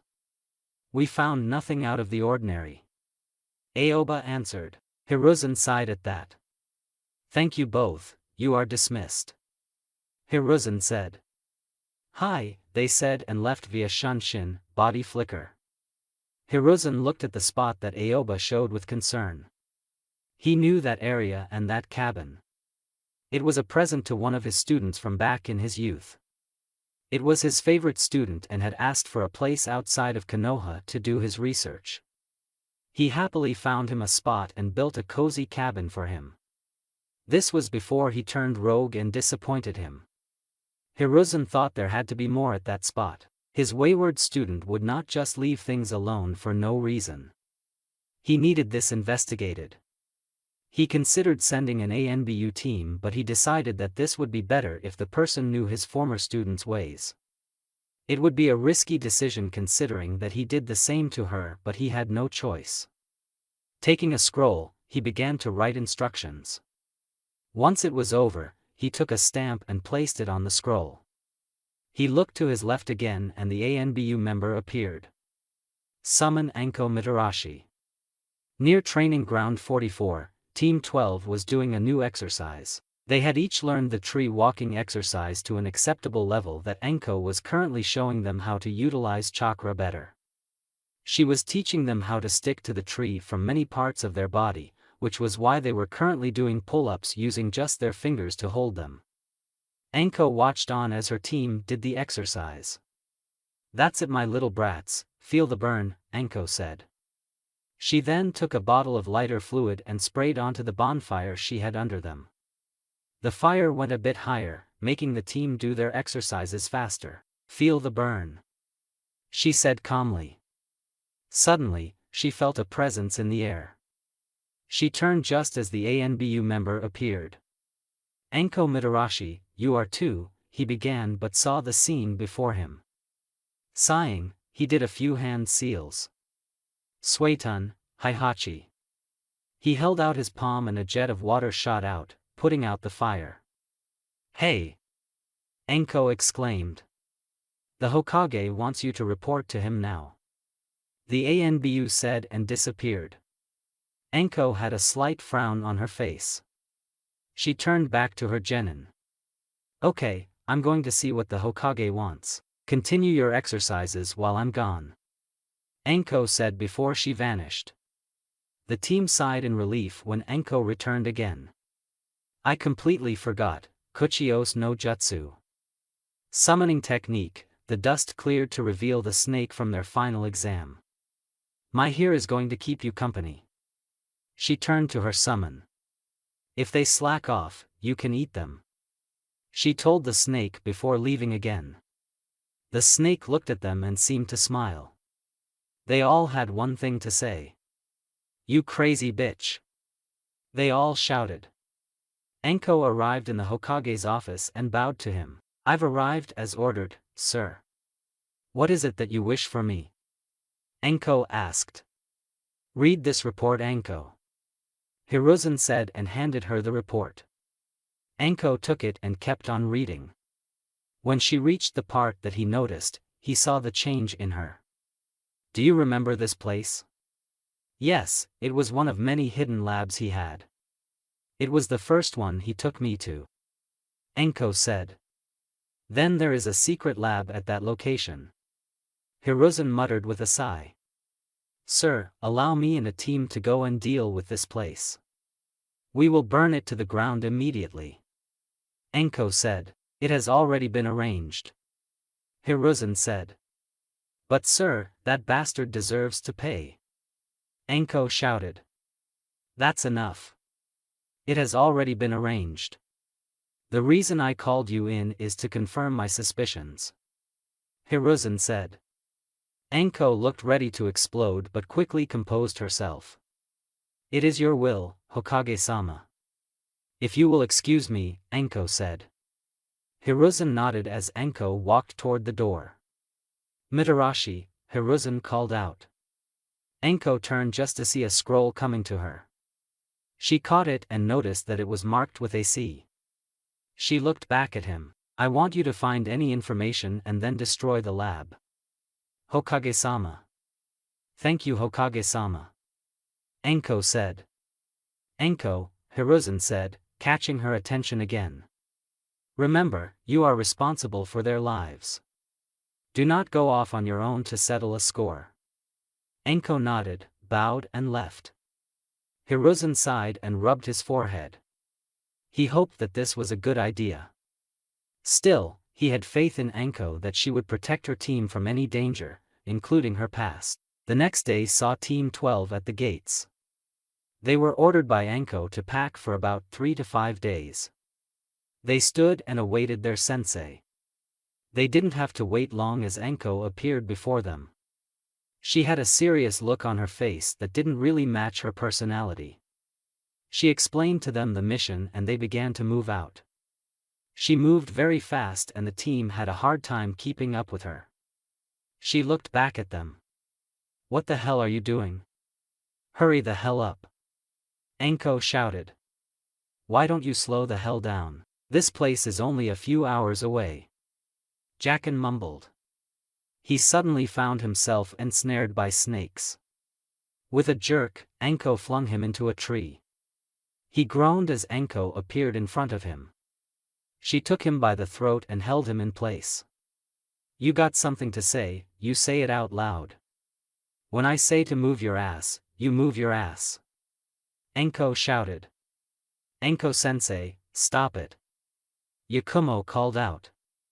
Jacken is voicing the opinion of all of us.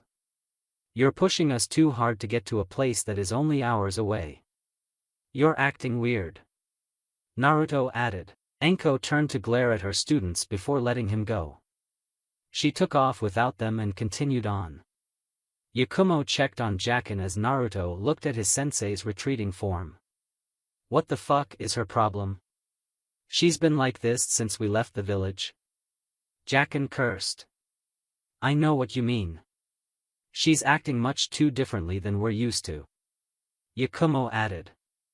What's your take on this pipsqueak? Jacken asked Naruto. She's pretty guarded about something and this mission we're on has made her even more unbearable. Whatever it is, we better keep an eye out for her. Naruto said. We should probably keep an eye out for ourselves if she's acting like this. Jacken said. Don't say that. Yakumo exclaimed. She's our sensei and we have to look out for her as she would for us. Yakumo said as she took off. Naruto shrugged and jumped off as well. Jacken rubbed his throat before doing the same. Anko kept moving in order to get to the location in a hurry. She hoped that her team had turned and gone back to Konoha. She made herself promise to apologize for the way she acted against them. She knew that she was being bitchy, but when it came to that man, she couldn't help it. That man who betrayed her trust and love for him, the same man who left alone to be an outcast among her peers, that man who was one of Konoha's top missing nin. That man's name was Orochimaru. She remembered the first time meeting one of the famous 3 legendary ninja. He came to the academy when her class graduated to choose an apprentice. He gave her one look and smiled. He picked her, which shocked her greatly. She was happy though that she got to train one-on-one with the great genius Orochimaru. It was hard, but she grew stronger and learnt all types of forbidden jutsu. She was also his lab assistant. She was a bit uncomfortable about that, but she would do anything for Orochimaru. He continued to train her and they continued to do the experiments. That all changed one day. He abandoned her to the mercy of Konoha while he fled to do more experiments. It was a blow that she barely recovered from. She was an outcast and was not trusted among her fellow ninja. The villagers were also wary of her. She later created her persona to deal with everything and worked harder than most to gain the respect that she had. Despite it all, Orochimaru's abandonment still stung. She would always ask in the back of her mind what she did to be thrown aside like that. She did everything that he wanted without complaint. Why did he abandon her? Why did he not take her with him? Why did he give her this mark? Anko rubbed her shoulder before focusing on reaching the cabin. Hey you crazy bitch, wait the hell up, a shout caught her attention. She stopped to look back to see her team. They landed in front of her and took several breaths. Anko looked at them with a neutral expression. Damn, you're fast, why the hell did you leave without us? Jacken exclaimed. I thought you would have gone back to Konoha. Enko said. And miss out on our first C-rank mission, no way. Naruto exclaimed. I'm with the pipsqueak on this. I'll put up with your PMS if I get to continue this mission. Jacken added. Yakumo just nodded. Enko looked at the three before turning her back to them. Whatever, we'll rest for 20 minutes before we continue on, she said and dropped to the ground. The team followed her and was happy to do it. The land of sound, formerly the land of rice fields, was on the border on the land of fire. They were known for imports of rice and wheat. However, that all changed when one man came into the land and completely took over. He swept into the land under the cover of darkness and was ruler before the sun rose. That same person convinced the daimyo to create his own ninja village. This man and his men would later call this land the Land of Sound and later form the Hidden Sound Village. A young girl walked through the halls of the underground bunker. She had her hood up to cover her face. A white sash flowered behind her as she made her way toward the throne room to see the leader of this village. Her slender arms had tattoos of a snake. She didn't wear any footwear but carried herself like royalty. She finally reached the main room of the bunker and entered without introducing herself. The people inside tensed up but calmed down when they saw who it was. The girl folded her arms and waited in annoyance.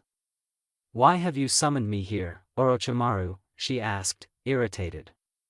Watch how you talk to Lord Orochimaru, one person exclaimed. Quiet drone, adults are talking, she said. The person tensed but a hand calmed him down. Orochimaru looked at the girl. It has been so long since Midoshi.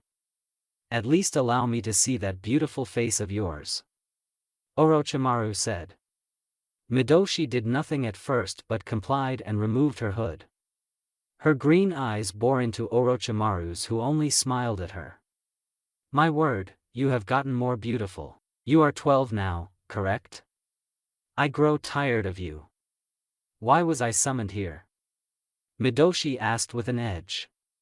Fine, I have a task for you, Orochimaru said. A task? Do you forget who you are talking to? I am not one of your drones to command, she said, but this requires your expert skills, Midoshi. I would be forever grateful if you did me this favor, he said. Midoshi just scoffed before looking at the former Sannin.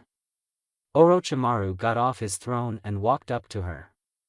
He handed her a scroll which she opened.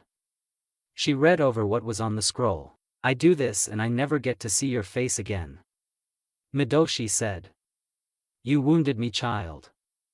I'm doing such a good job taking care of you. Your godfather must be pleased, Orochimaru said. My godfather hates you as much as I do. The only reason you're kissing my ass is because you don't wish to lose the snake contract. I'm not as stupid as your drones, she said. She threw the scroll to the floor and left using a shunshin. Orochimaru looked at the scroll and frowned. One of his personal guards walked up to him. My lord, why do you put up with her? He asked. She has a great purpose that will never die. Should we anger her, she may turn on us and destroy our plans.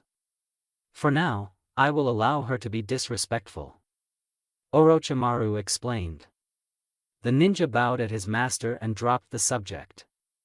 Team 12 was moving at a slower pace than before. Enko was still in her mood, but she was at least taking it easier on them. It would be 3 hours of travel before they reached the cabin that Enko told them about. They moved carefully to the cabin and readied themselves to enter. Enko gave Jacken a nod and he kicked the door open. They all entered the cabin, kunais ready to be thrown. They all searched the place for enemies. All clear, shouted Jacken. Clear here as well, shouted Yakumo. Clear, Naruto shouted. All clear. Gather up, Enko ordered. The team met around her and she led them toward a room. Anko looked around the room before she found the switch. She pulled it and a secret door opened up. The team looked down the stairs. Anko turned to her team. From now on, be on full alert. We don't know what to expect. Into the belly of the beast, Naruto said, and out of the demon's ass. Jacken finished. With Anko at the head, Team 12 descended down into the unknown. And that's it for the video. I hope you enjoyed it, and until next time. Later.